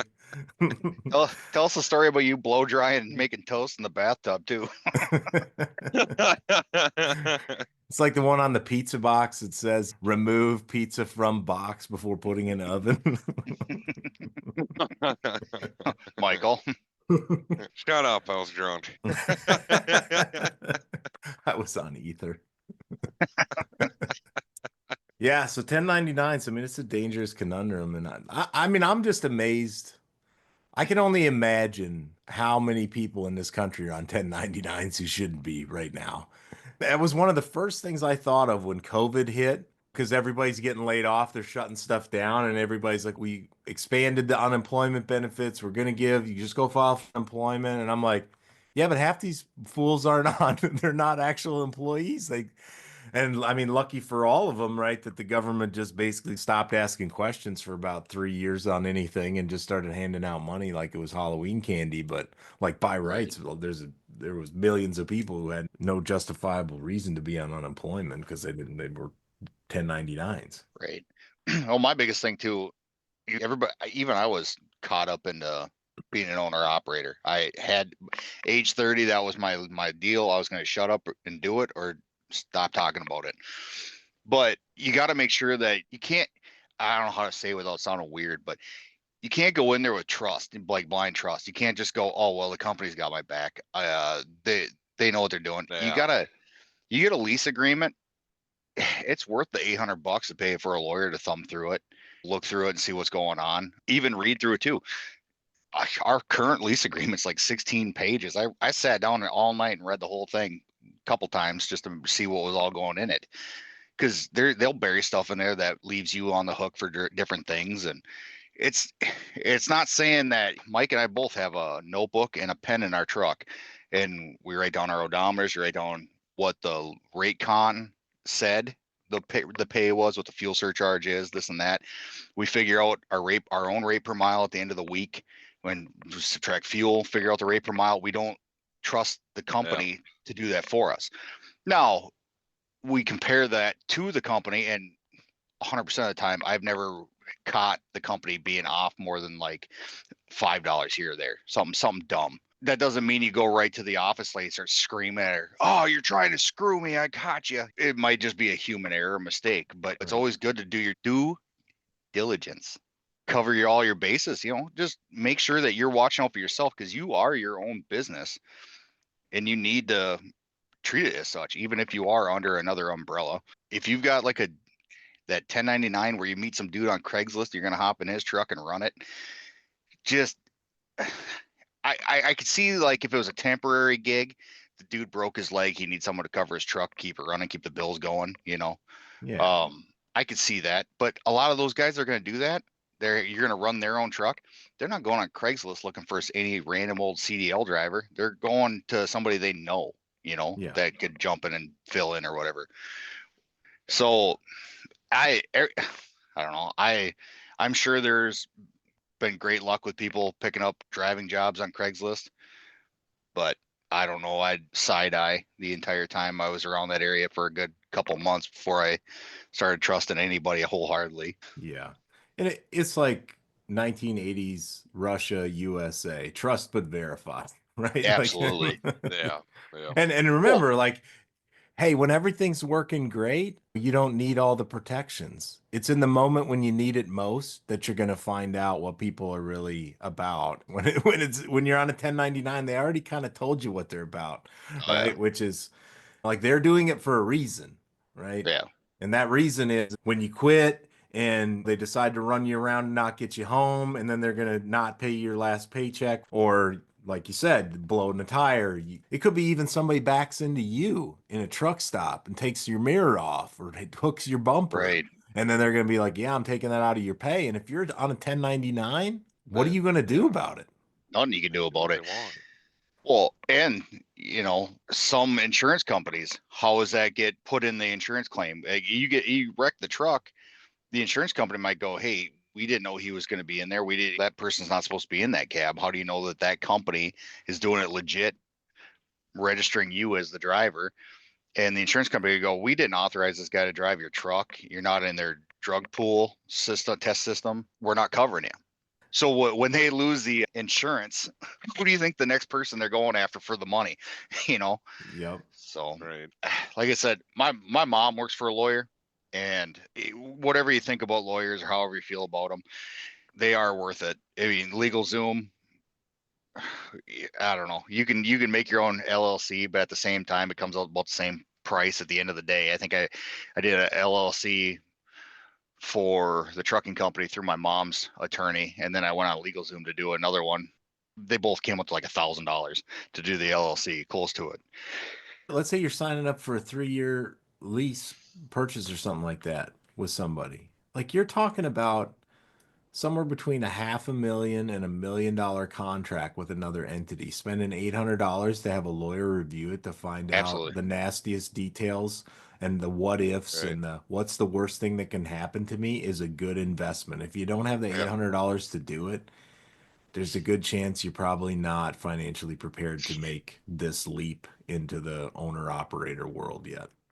Well, and that's the big thing for. I understand that it's hard to get to this position, and honestly, Wade Odlin was the one that gave me the ladder to get me started. I hopped in one of his trucks, and we made an agreement to buy his truck, and that was literally probably the most dangerous it could have been. But I knew him before. I considered him a friend before we got into bed with each other, and we got tested too. Prime example, I had the day off. He needed a truck, so he asked if he could borrow my truck, which I hadn't made a payment on it yet, so it was his truck still. But I mean, at least he let me play pretend. That Goes wasn't even a out. weekend. No, I think we were about a month in, I suppose. Well, Yeah. 14-year-old kid blows a stop sign, T-bones the truck, truck's totaled. And now I'm sitting there 4 weeks into my dream of being an owner operator. I just cashed out my $20,000 401k that I'm going to get railed on by Uncle Sam in about 7 months. And I have no truck. And that was a huge test. He could have easily went, wow, that sucks for you. Right. But he didn't. He put me in another truck, didn't charge me any rent for that truck while we got everything figured out. Got me hooked up with his banker. Banker ended up being the greatest banker in the world, in my opinion. And here Now we are both our today. bankers. Now, which is now both our bankers. I got extremely lucky because we're both going on a handshake and a wink. And it could have went very bad for me, and it could have went very bad for him too. I mean, I think that was probably the mutual destruction's what saved us, I guess. But there's no way in hell I would have done that with anybody off of Craigslist or anything like that, or even hopped in his truck on under 1099 because it's scary. It's scary to even think about. Yeah, it takes a lot of trust in this business, man, and finding people that you can actually trust through thick and thin, not just in the good times. It's hard to do. So putting yourself in riskier situations with people you don't know anything about, it just seems like a recipe for getting hurt. And all of us know we've all been in this game for quite a long time, and lots of goofy stuff happens. A lot of improbable things tend to happen.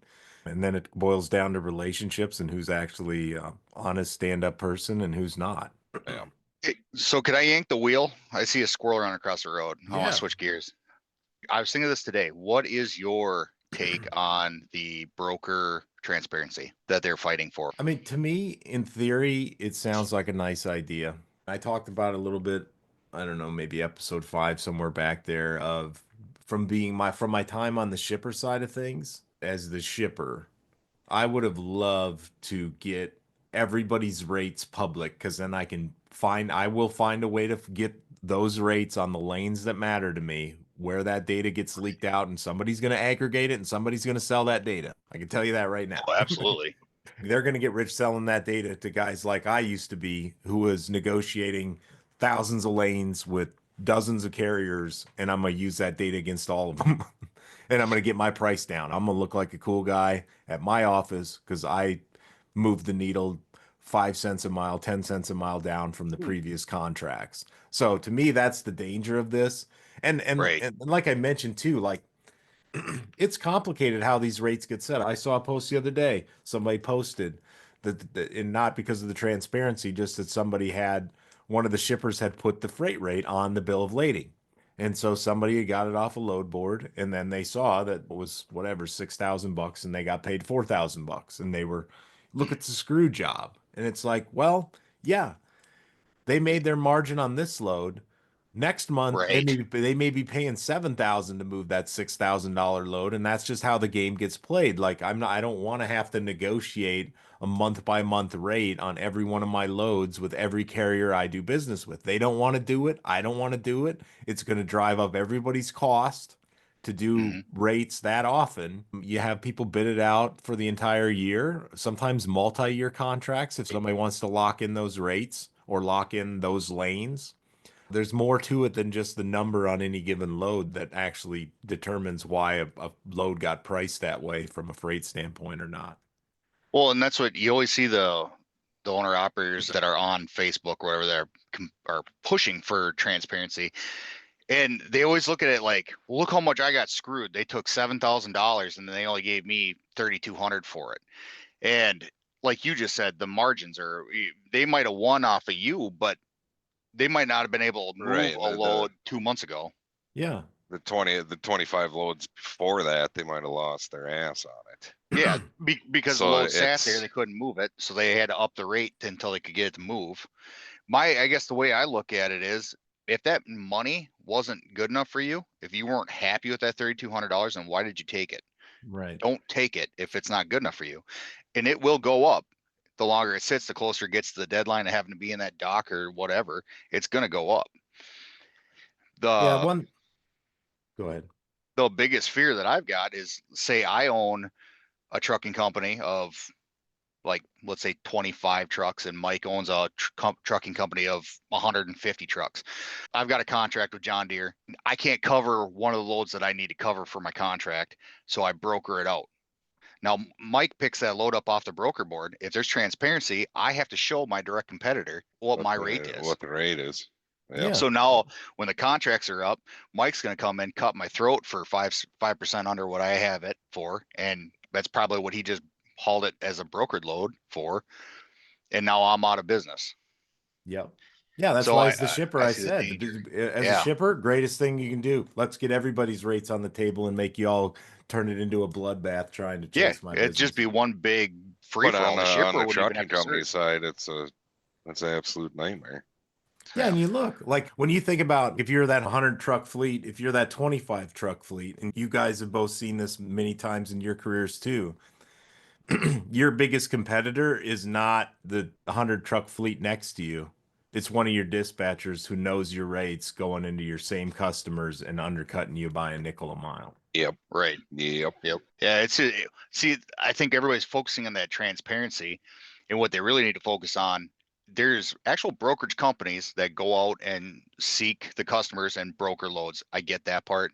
Then there's the trucking companies that use the brokerage as a help me out. I'm in over my head this week.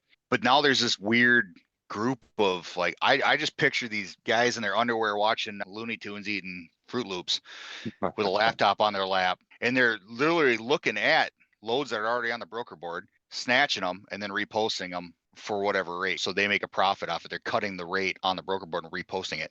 Or a place that we work for, they've had it where somebody calls, got just enough information out of the dispatcher to find out where that load's coming out of, then called them directly, got the load, and then reposted the Yep. same load. That stuff needs to be tackled a hell of a lot more. That's a more of a detriment to our industry right now than broker transparency. You see some of the reports coming out now, the companies that hundreds of trucking companies were using the same addresses to set up their authority in California and in Yeah. Texas. The amount of scams that go on in this business are just astronomical. Right. And when I was setting up my LLC online, right at the end of getting everything set up, it asks you, do you want a digital post office box? And so I looked into it, and basically you can type in the state that you want your post office box in, and then somebody scans all your letters and mail, and you get it to your email. So what keeps me from saying I want my post office box in Delaware, where there's a better income tax rate? It's a tax Yeah, shelter.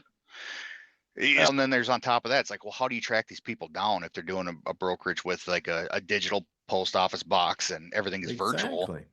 It's Yeah. wild. That was one of the things that contributed to me going bankrupt back in '02 was I had gotten in with a broker. I moved quite a bit of freight with them and it went pretty good for a while. And then next thing you know, they probably owe me for 20 loads coming out of New York, going back to Kansas City, and they just shut it down. They didn't answer the phone the next day. They probably owed me $50,000. But their bond is only $10,000. Like a week later, I get a phone call from one of the gals who worked there going, "Hey, we're up and running again. You want to come haul some more loads for us?" I'm like, "Absolutely not, you clowns." Like, I'm not, I mean, I may be an idiot and you got me once, but I'm not that stupid.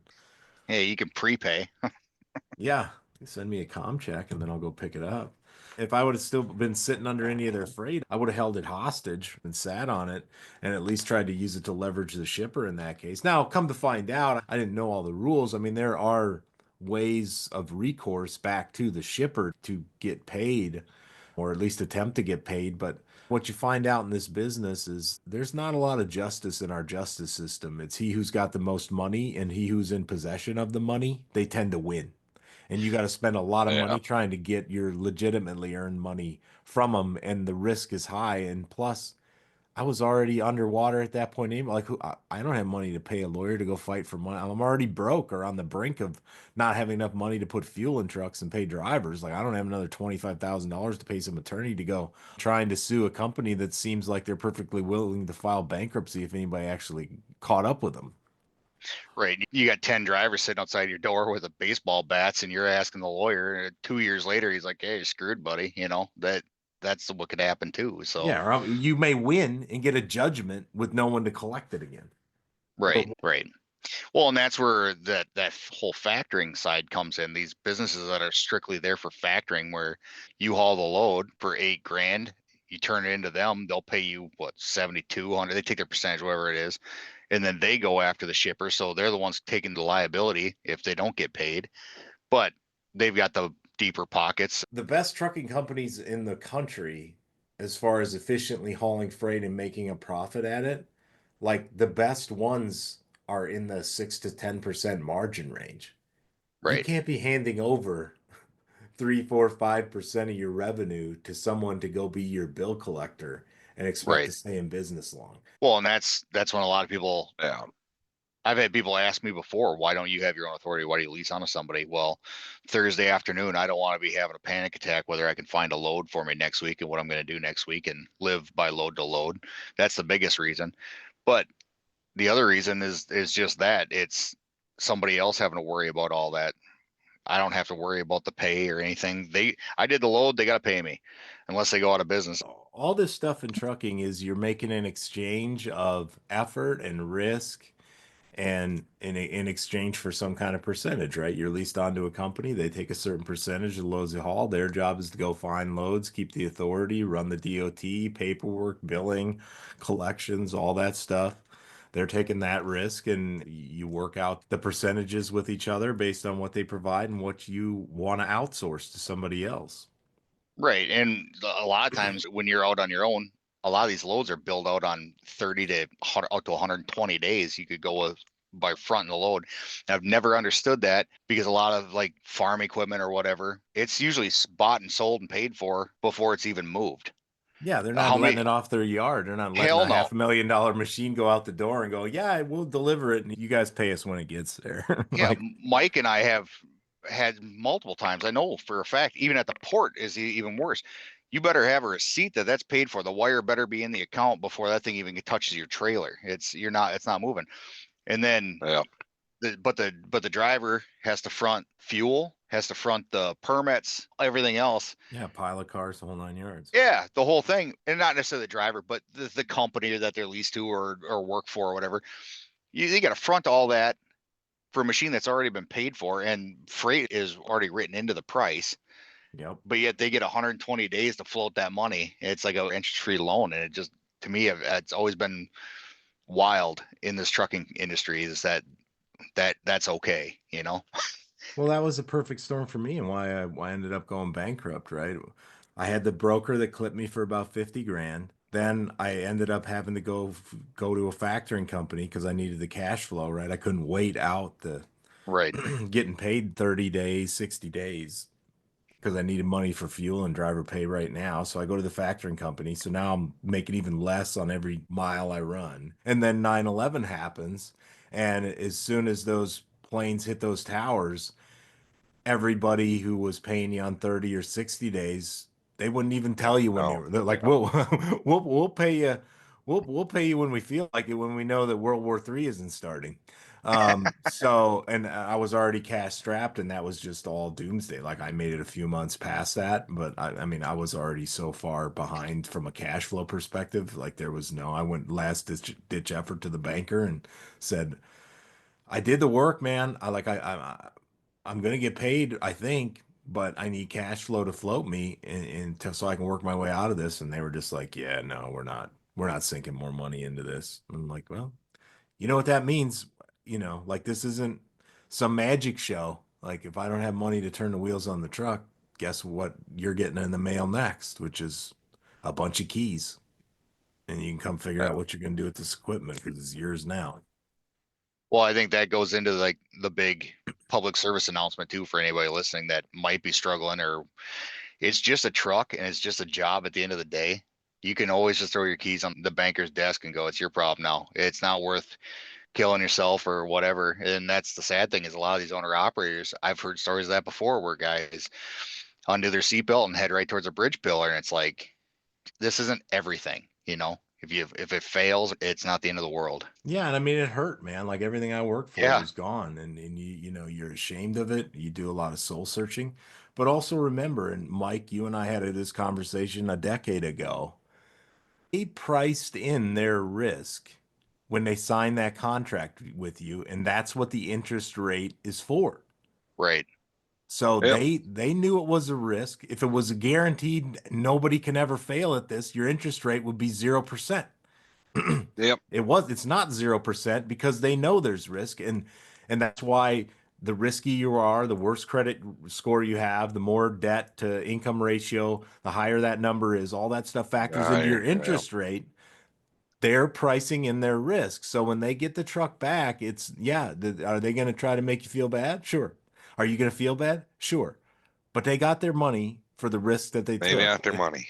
Yeah. Well, and that's the thing. You got to do your best you can to try and cover it. But I mean, yeah, there at some point you got to understand that the current is against you and you don't have a paddle and your boat's taking on water. Yeah, you can't be frivolous. Like this isn't an endorsement for just throwing your keys Yeah, back to yeah, whoever yeah, your finance yeah. company. But like remember what you made a business agreement that Right. factored in the Absolutely. risk and they got paid to take the risk that they took. It's not going to work out 100% of the time. And I mean, Oh, yeah. people are, I mean, I filed bankruptcy back in '02 Yeah. before the So many ink people was did. dry on the bankruptcy. Like you got 10 credit card offers. Why? Because they know you can't file bankruptcy for 7 years. But I can ignore your phone call for 7 years. Right. It's a weird system at times, but it's got its good points and its bad points. Try to collect for me when I'm out in the mountains of Washington, tripping on mushrooms in my camper. Oh, I hope Dion doesn't listen to this one. Shout out to Dion, the best banker in the world. We're talking theoretical only. Theoretically. We haven't done all the math yet. Just these are just random thoughts from tired truckers at the end of the day. My dreams of be living in the Snoqualmie Mountains on mushrooms and sandals. That's all after I win the lottery. I'm not planning anything. I don't have my bags packed or nothing. Hey, don't forget about the war paint on your face, eh? Oh, I need the war paint. Chasing cougars through the mountains. Well, all right, boys. Man, I appreciate you hopping on, and I know you've been working hard all day, but it's great to catch up with you guys. And we got our first three-way call out of the way. Took a little coordination, but we got it figured out. I can't wait to see about 25% unsubscribes on the podcast after this one. No. We're gonna make her up to 2,000. I'll try to pull her up out of the nosedive with my solo segments. People listen will be like, speaking of 9/11, I wish I was on that plane after he listened to this. All well, right, hey, guys. you did a great job with, I gotta say that too. What episode is this gonna be? 13? Yeah, 13. I'm blown away. I literally was sitting in this exact same spot in my sleeper in Alabama when Mike told me my brother's doing a podcast. He's going to interview truck drivers. And I went, oh, this is going to be a nightmare. Because all the truck drivers I ever interview or get stuck talking to at the Denny's, they always I told that some bitch story. Driving since they were 8 years old on their daddy's knee, blah, blah, blah. And they smell from a mile away and they think they're God's gift to women hitting on the waitresses. I don't know how you did it. You found 12? Well, we'll say 11 because I was 10 because Mike and I are two of them. On 10 normal drivers to interview and actually made it entertaining. I can't believe it. I've been listening every podcast, just waiting for that weirdo. Just waiting for the weirdo. I want the one where he sounds normal. It's just like the guy at Denny's. He looks normal, so you're like, all right, I'm gonna sit next to him. And then he goes on a whole racist wild rant, and you're like, oh, I sat in the wrong spot. I was waiting for that. You hit play, and the guy just goes nuts. But yeah, didn't happen. So good job, man. It's actually a legitimate podcast. Yeah, they've been great folks, and I've got a lot of people queued up, and especially after going to the UK for a week and met a bunch of great people over there. And I just saw I got a bunch of emails today of people from the UK who were like, yeah, let me know when you want to interview me for the podcast, man. So it's just Speaking of cool. tax deductions, that was a smart move there. I'm going to a truck show in Europe. Boy. I've been looking for it. My wife promised me that we could go to Egypt for my 50th birthday, and by God, I can't find a truck show to save my life that goes on in Egypt, but we're gonna find one. Camels and wagons. You just have somebody hitch a wagon to a camel, and there's a truck, and there you go. Take a picture of it. And yeah, we took a cruise ship down the Nile and found a truck show down in Cairo to go to. There you go. You do the Channel 19 Trucking and Barge podcast is what you changed the name to. So then you go check out barges on the Nile. Yeah, transportation related expense. All right. Well, 3 right, o'clock's boys. not gonna. I'll see you later. Yeah, have a good night, guys. It's by truckers for truckers. This is the Channel 19 experience. Let's hit the road. Welcome back, everybody. This week as a guest, we've got Mike Barbour from Truckers Wealth. Mike, welcome to the show.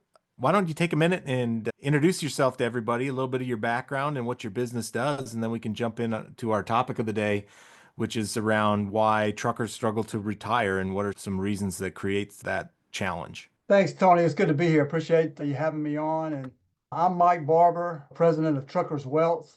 We're a financial planning, retirement planning hub for truckers, exclusively for the trucking industry. And I've been in the business over 22, going on 23 years. But yeah, we help folks in the trucking industry. We help truckers save for retirement, save for the present, give them advice on where to put this or where to put that, and basically understand the trucking industry and try to take into consideration some of the issues that truckers run into and how to overcome those issues and make it better for them throughout their career and into retirement. Yeah, that sounds great. And trucking, it's its own unique animal. when it comes to the different programs and how companies treat drivers as employees. We've got a lot of independent contractors and so small business owners, which has its own challenges from a wealth management standpoint. And I've been a truck driver. I've worked for trucking companies and also working for technology companies for the last 10 years. There's definitely differences and even disparities in the types of things that get offered to various types of employees in these different industries. Definitely makes sense to have somebody who's focused on the trucker perspective in wealth management. Very cool. Yeah, you know as good as anyone, some very unique issues that truckers have to go through throughout their career, whether they're owner operator, independent, company driver, they all have their challenges. Early on, I knew that you have to understand the industry to understand how to help the trucker. That's something me personally have made it my goal through my career. Yeah, you see a lot of different dynamics and a lot of very chronic dynamics too. I mean, a lot of chronic problems, but a lot of upside and a lot of problems that need to be addressed for sure. Yeah, it's a joke that's gone around the trucking industry a long time before my time because I heard it from old timers, but there's some truth to it. There's like two ways to get out of trucking, die or go bankrupt.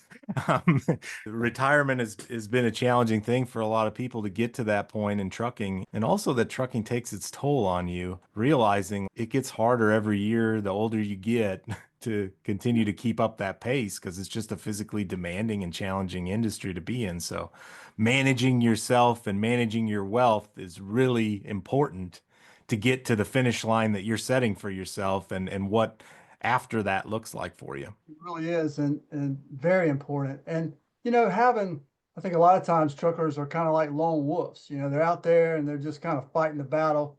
The truckers can do 99% of what the rest of us can't do. 99.9, really, I would say.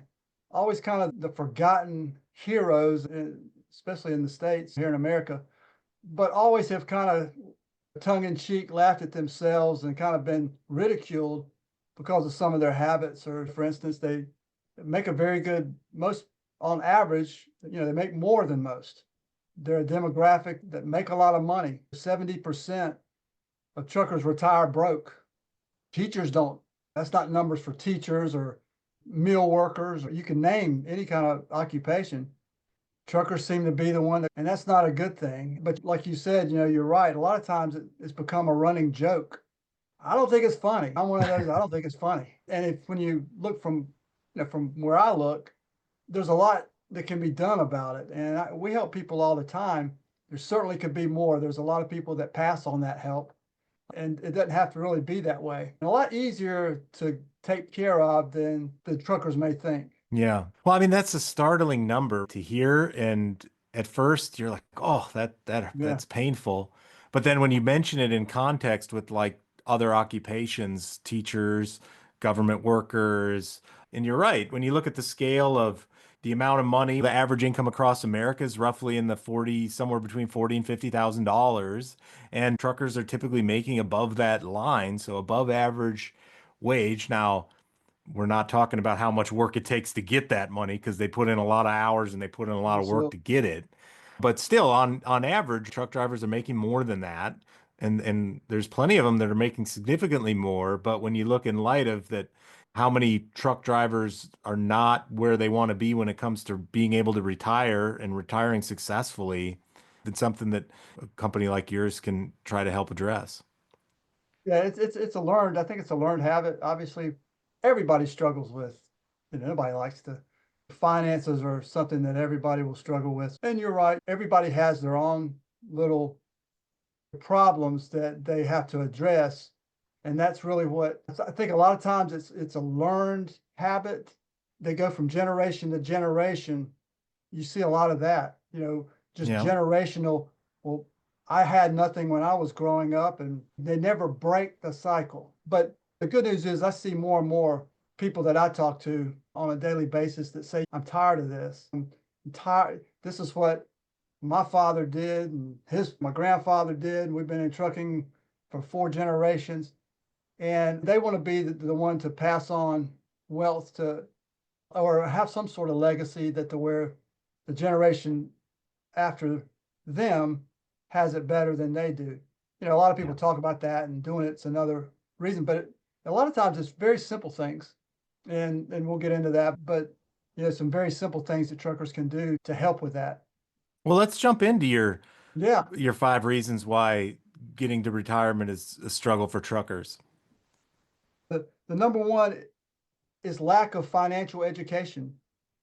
And that's probably typical, again, not just to truckers, a lot of people. Well, I don't know what that means. I'll get to that later. It's very easy to put off. You don't wake up in the morning going, I think I'll check on, see what a good retirement strategy or a saving strategy would be for me today. We're just busy accumulating and trying to accumulate and doing life, and especially a trucker schedule, you just don't have time to do that. But lack of financial education, the problem is many truckers, they're not aware of what they can do. They would do them. It's not that they're against all of this. They would most definitely take action and get it done, but they don't really know where to go, who to call, the tools that are out there. They really don't know them and what's available to them. I think that's something that we work with truckers consistently on is that, hey, here's your options. Let's look at the options. What option do you like the best? And it's really basically that easy. They don't teach finances in CDL school, right? Right. I think that, or in elementary school or anywhere else, they probably need to. We could have that another show on that. People generally don't know what to do. And it's Yeah. hard for a trucker when he's out on the road trying to get something delivered or pick something up and he's on a deadline. He's not really thinking about, got to stop and talk to Mike or Truckers Wealth. You have to really you have to go where they are, something that I knew early on with Truckers Wealth, we have to go to the trucker and make it easy for him when he stops, when he has time. And Yeah. that's what we're able to do, which is a big deal. Really, if you're not able to do that, Tony, they're just out on the road riding around. They don't have a person. They have nobody to call. They have nobody to talk to about what we're talking about now. That's why really the importance, I think, of what we're talking about is the financial education part of it is huge. I think, and I was talking with the Feathersons about this a few weeks back, right? Of just, and you touched on it a little bit ago around the generational stuff, right? A lot of truck drivers, we either grew up in trucking or we grew up in some other working class blue collar background, right? You don't see a lot of people from bankers and lawyers and Wall Street backgrounds going into the trucking industry. We came from farming, we came from other blue collar backgrounds. There's nobody internally in your circle to lean on to get this sort of education. Bankers' kids learn about banking and finance. Doctors' kids learn about financial things. Lawyers and their kids learn about finance. But on the blue collar side, there's probably not a lot of people in each of our circles that can tell you what, okay, they can teach you how to survive because that's what they've been doing for their lives, your parents, your grandparents.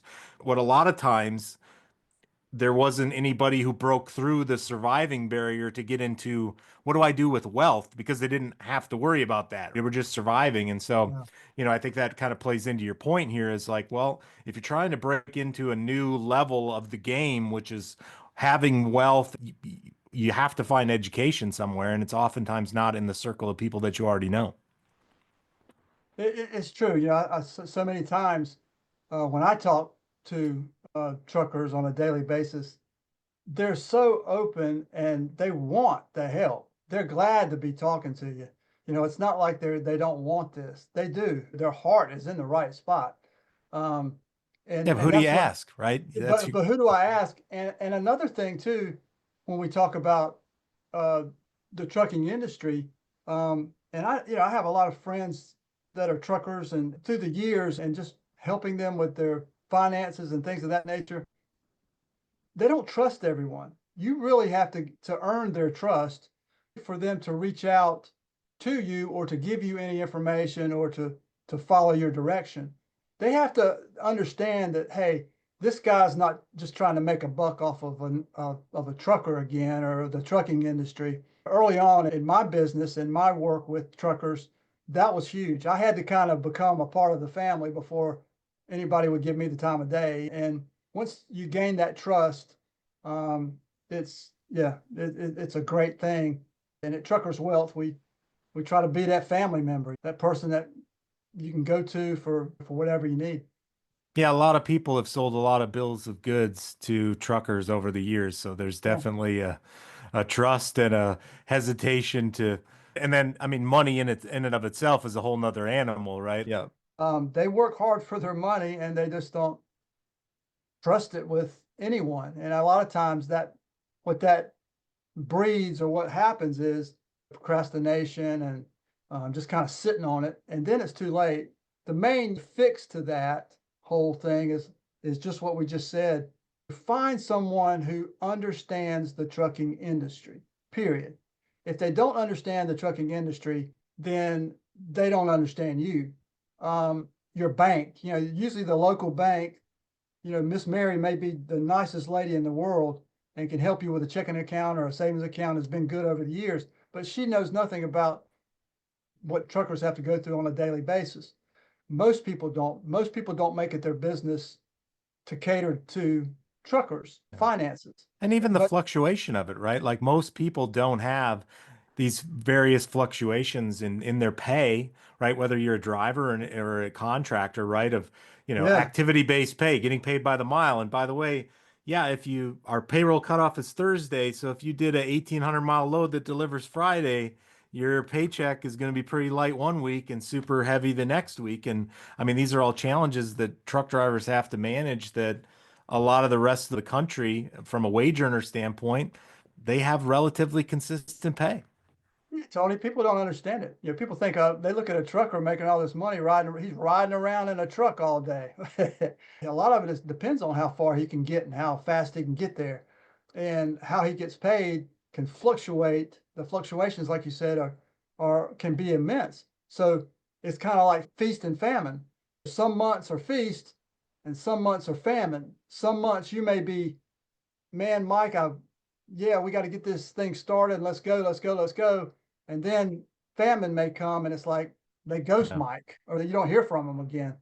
Yeah. Um, Lots because of maybe cycles in trucking. a lot of cycles and we understand that, but having someone who understands that is very rare for the trucker. They just kind of shake their head like, you don't understand what I'm talking about when they're talking to the regular people in the financial world. That's why Truckers Wealth, we're the only one. We're it, which is pretty amazing in itself too. When you think Yeah. about as many truckers there are out there.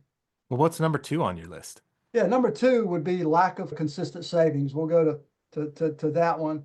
And really the problem is many truckers have, like what we just said, irregular income.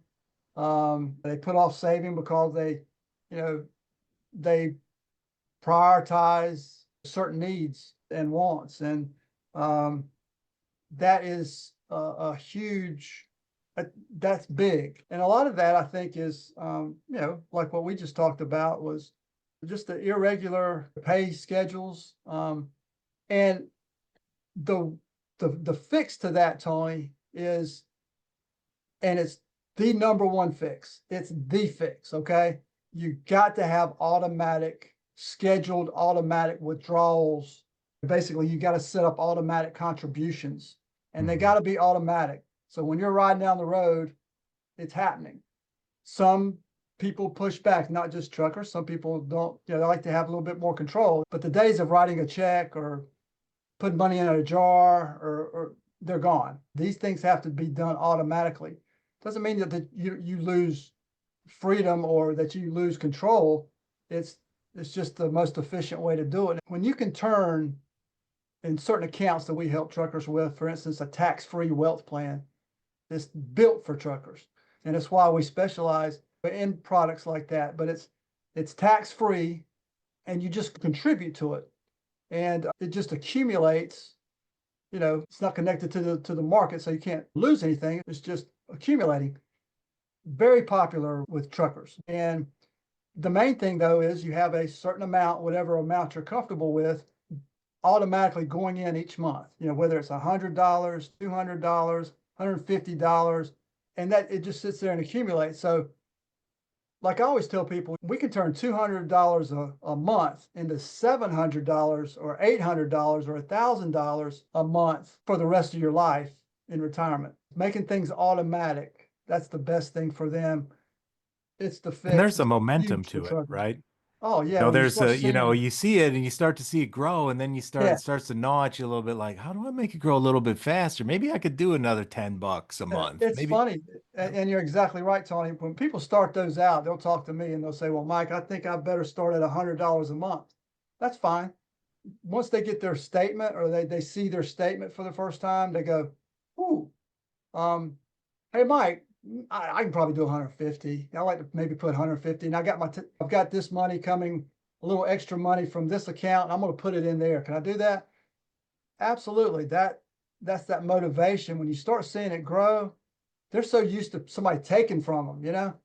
When you Yeah. start seeing it going up, it gives you that momentum and that motivation to, man, I like this. Let's keep it going. Well, And one plus of the peace of things, mind, you know? well, I'm just about to jump on that same topic, right? And when you look at, you know, and whether you, what kind of article you look at, right? Some of the articles that talk about how the life expectancy of a truck driver is in the low 60s, right? When you think about mental health or physical health of truck drivers. And there's a component of that that is money related stress. And that adds into the factors of Mm. stress and hypertension and things like that. But this is your defense against anxiety is knowing that you've been putting money aside and you have a nest egg for long-term retirement. Like it weighs on you when you're not doing these things. And at least knowing you're doing something on a regular basis kind of gives you a little bit of peace of mind, like you said. It's a good feeling. And yeah, when you have, like you said, when you know something's working in your favor and you're making that effort, when you're riding around, that's a good feeling. What's not a good feeling is when you're riding around going, all this stuff's going through your mind. Man, I should have done this. I wish I'd done that. Man, I'm too old. I can't, there's no sense in doing it now. Might as well just, Mhm. bury me in the backyard and have at it. All those kind of negative thoughts. And I know this isn't a mental health session or anything like that, but it plays a huge role in our finances and our just overall well-being. Is like you said, there's that financial part, there's that health, mental health, and there's that physical health. And we like to think at Truckers Wealth that we incorporate or help you in a little bit of all of that, you know. But I tell you, that peace of mind that you have knowing that you're making the effort and it's working and you're not worrying about losing it, and knowing that if an emergency came up, there's something you can pull from, man, that's worth a lot. Peace of mind is worth a lot. Sure is. Well, what's number three on your list? Yeah, number three would be no employer sponsored plans for a lot of truckers. We're talking about owner operators and independent. They often don't have access to 401ks or pension plans. And that's not just truckers, right? Yeah. Pensions have kind of gone to the wayside. We really don't have those. Companies don't offer those like they once did. And then you have 401k plans that really never turned out to what we thought they were going to be.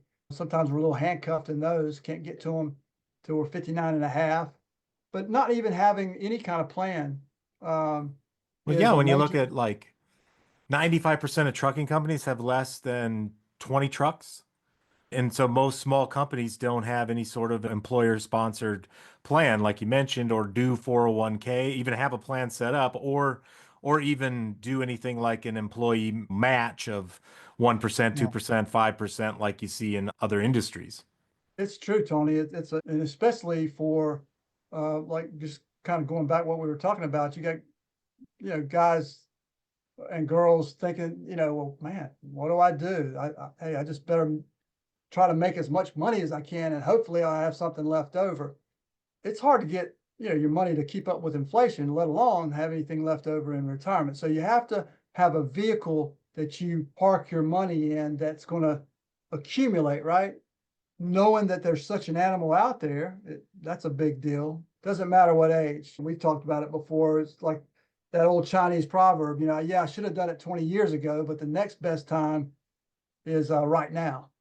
Most everything we talk about, oh man, I wish I'd done that 20 years ago or 10 years ago or 5 years ago or whatever. But the next best time is right now. And it can only make it better for you down the road. Yeah, here's what your options are today. Here's what your options were 10 years ago. Some of those aren't on the table anymore, but here's some new ones that come to you because you're 50 or 55 or 60 or whatever the case might be. exactly right, Tony. You'd be amazed. I think that's getting back to that peace of mind. And then you have folks out there too that are truckers that have 401k plans and they have retirement savings and they don't know what to do with it as they get into retirement. They end up having all of it in maybe certain places, you know, not as diversified maybe as you'd like to be. You have to take care of that income because you lose an income, you got to replace that income.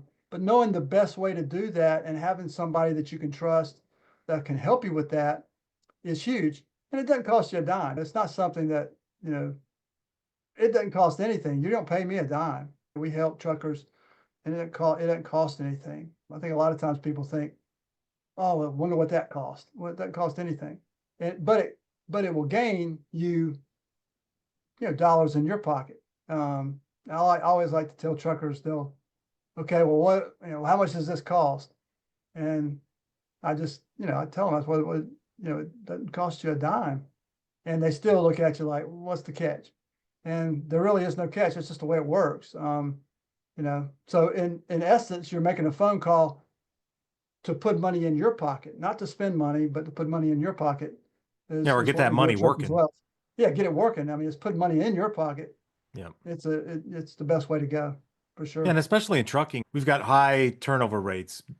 People switch companies a lot. And if you do happen to, let's say you spent your time at one of the bigger fleets that has some sort of 401k or 401k match, so you contributed to it, but you move on from that company, even if you go to another big fleet that has a similar, we tend to have some accounts that just end up sitting over unmanaged. No, you haven't looked at them for years. So, being Right. able to reach out to somebody like Truckers Wealth and you over there, Mike, and go, hey, what should I do? How do Yeah. you keep that money in the game? You set it aside. Let's keep it focused on your legacy and your financial Mhm. well-being later in life. Let's not take a tax hit because they automatically are going to write you a check after 1 year dormancy or something like that. Yeah. Just staying active in your management of Yeah. your wealth. It's very common, and you're right. All those questions that kind of go into it, having somebody that can give you advice, the added value, being able to send your employees to or have them talk with someone, and we do a lot of that. That's worth a lot. Truckers want that. They want somebody to pamper them a little bit, give me added value. So I always encourage when I talk to a CEO of a trucking company, or even if you're smaller and you have a few drivers, just to be able to offer them a service is huge, and especially if it doesn't cost anything. Right. Makes sense. Can be the difference in them staying with you or not. For sure.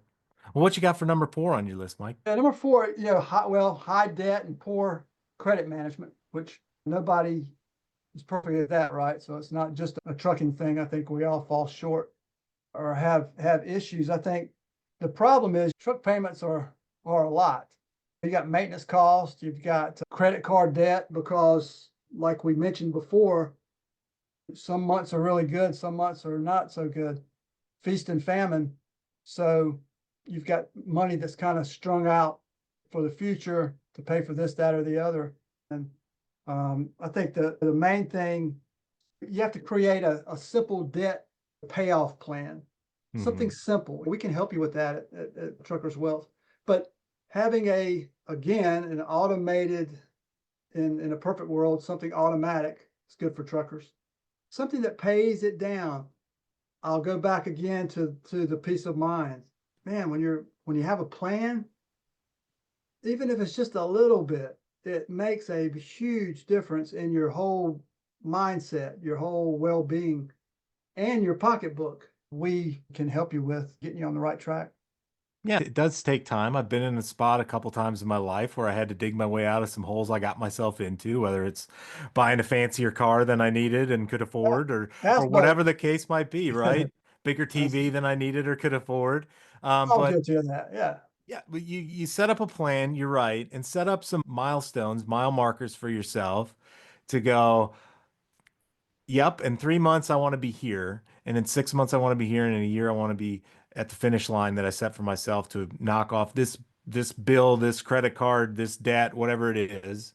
You're right. The peace of mind of knowing, like waking up today going, okay, yes, I'm in debt, but I have a plan and I executed the plan yesterday. I'm going to execute the plan today and it will get solved on the course that we've set. And you can relax a little bit and go, just execute the plan, just run the play, as Bill Belichick would say, just run the play. Just run the play. And it sounds simple, but it's not always real easy. But having that, just having that little plan may not seem like a lot, but just start something. Just start it. It's amazing with that, how that can help you. Yeah, and just like we talked about kind of momentum and the snowball building when you're saving money, it tends to happen too when you're eliminating debt. You get impatient. You're like, you know what? The plan was to do 100 extra a month on this one to get it paid off in a year, but by God, if I do 150, I can knock it off 4 months earlier. Let's see if we can do 150 and get it done in 8 months instead of 12 months. Yeah. But also with your savings plans and what we're talking about at Truckers Wealth, those are all, we all incorporate those plans with companies that are very trucker friendly. I do the shopping for you. Right. And that makes a big difference, their trust, and it makes a big difference in your pocketbook. It allows you to continue instead of stopping something and it's gone. Yeah. Well, one thing that truckers are good at that a lot of people are not, which is accomplishing long-term objectives. When you talk to most people who are not truckers, who have never been a trucker, when you tell them like, listen, I'm going to go this week, I'm going to go from Memphis to LA and back, it You blows do their it. mind, right? They're like, Yeah, I can't fathom what, like I drive 20 miles to work and it seems like forever. Like I couldn't fathom what it's like to accomplish the mission of going from Memphis to Los Angeles. Well, same thing with debt, either and wealth management, building wealth and or eliminating debt. It seems like an insurmountable journey. It seems like a trip from Memphis to Los Angeles, but truckers, we're good at accomplishing Memphis to Los oh, Angeles. So, but you know that you can't get to Oklahoma until you go through Arkansas. So, that's right. one state at a time, 1 mile marker at a time, and that's how you do both those things. Yeah, you're so right, Tony. Truckers don't give themselves enough credit either. So what's number 5 on your list? Yeah, number 5 would be something we started talking about is health issues impacting work longevity. And obviously, truckers, a lot of wear and tear through the years, a lot of bad food, sleepless nights. So it's something that cuts retirement planning short in some cases. But that's where having a plan, you want to have a plan that solves for those issues. When we talk about those issues, I always advise truckers disability insurance. That's really when we help truckers with a lot of insurance as well. And a lot of it is types of insurance that has living benefits to where they don't have to die to use it. Sure. And they'll say, well, I didn't know that was available. Yeah. Accidental insurance, disability, critical illness, all of those things, not only for truckers, those are things that can ruin any retirement. And I don't care if you're maybe Warren Buffett's all right, but yeah, yeah, that kind of money. But I'm just saying, even wealthy people, if you've stayed in the hospital recently, you know the cost. And if you have elderly parents or have been through that, you know what that can do to a savings account, a retirement account, a bank account. Taking the bull by the horns and having something in place that you don't have to worry about that. Again, peace of mind. That would be the 5th thing would be the father time, right? He's undefeated and just trying to have some things in place that buffer yourself to where stuff like that won't matter that much or it won't hurt that much. Yeah, and even having a plan like that that's outside your employer, because most employers, I mean, you have certain coverages, especially if you're an employee, as far as workman's comp or an injury or something, disability that happens while you're on the job. But, there's things that happen outside of the job. You don't want to be caught without a plan. And Yeah, unfortunately, in America, so much is tied to your employer, and it puts us at risk in various yeah, stages of our lives and careers that having something outside of our employer relationship is a good idea. yeah. You're right, Tony. You hit it right on the head. A lot of times, especially truckers, will say, "Well, I've got insurance through my employer," but as soon as when they retire or when they change jobs, it's gone. and in most cases, and they don't have that forever. And the older they get, so having something on a private scale is huge. And a lot of times the types of insurance they have only covers them for work related, like you said, work related injuries, or a lot of times those don't happen on the job. They happen just in daily life. Maybe something small, but we don't want something small to turn into something huge. So that's why it's important to have those plans incorporated where you kill 2 or 3 birds with one stone, and having an advisor that can help you with that. And that's what Absolutely. we try to do. Well, awesome, Mike. I really appreciate running through the list with you. You and I have been talking, and we've got a lot more conversations that we plan to have and share information. Why don't you tell everybody how they can get a hold of you if they want to talk to you about kind of where they're at and where they're trying to get to with their wealth management? Yeah, all you have to do, Tony, is just go to Truckers Wealth. You can Google Truckers Wealth and it'll be the first thing that pops up. But our website address is truckers-wealth.com. And go there. There's a little contact form. Just go to the contact form and send it in to us. And we'll get back to you. In most cases, I'll get back to you personally. And we'll just have that conversation. If we can help you, certainly we will. Most of the time we can. You're not paying me anything. I'm free, but it can be the best phone call or contact form that you send in or fill out. Takes about a minute to do, so it's not hard. You can do it from the road. We try to come to you. We use a lot of virtual Zoom, phone call on your time. And that's very important, to take 10 or 15 minutes here and there while you're waiting for something or when you've got some downtime. We'd love to hear from you. Well, thanks, Mike. Appreciate that. Thank you, Tony. Man, I appreciate you having me on. We're talking trucking life, uncut. The wild stuff, the weird stuff, the mistakes, the memories, and the miles in between. From first jobs to last hauls, the laughs that kept us going, and the lessons that left a mark. Welcome back to the post trip. I hope you enjoyed those awesome interviews. It was a fun conversation with Dave and Mike on the Roundtable, and also really informative, and a pleasure to talk to Mike Barbour over at Truckers Wealth. We've got a couple events coming up. Don't want to forget to remind you, we've got the Tulsa Truck Show going on in Tulsa this coming weekend. And also we've got Large Cars and Guitars #4 kicking off over in Bristol, Tennessee. Don't forget to pay a visit to our friends on the show, Superior Trucking Payroll Service. The Feathersons, I-95 Truckers, Big Cal's Truck and Kitchen, MJ Love Johnson, Cindy and Iraq, Chris Barber. And be sure to reach out to us if you'd like to be on the program on social media. It's been awesome, all the individual conversations. I've got a ton of people lined up as guests, largely because they've reached out on social media. Email me at inbox@channel19experience.com. There's a contact form on the website that'll automatically email it to me. So there's ways to get in and on the show. Welcome to all the new followers. Keep sharing it with your friends. Don't forget to order your encouragement cards. Next episode, like I talked about, we're going to continue talking a little bit UK trucking with Mark Rayner, who I interviewed, and I've got another interview lined up. So we've got a couple interviews coming next week. And then the week after that, I'm headed up to Minnesota, and we should be able to do some live in-person interviews from up there. Hopefully the weather's nice enough to not need a jacket, not so nice that the mosquitoes come out. So like, follow, subscribe, heart, everywhere we are. Thanks for listening. See y'all next week. We've got work to do.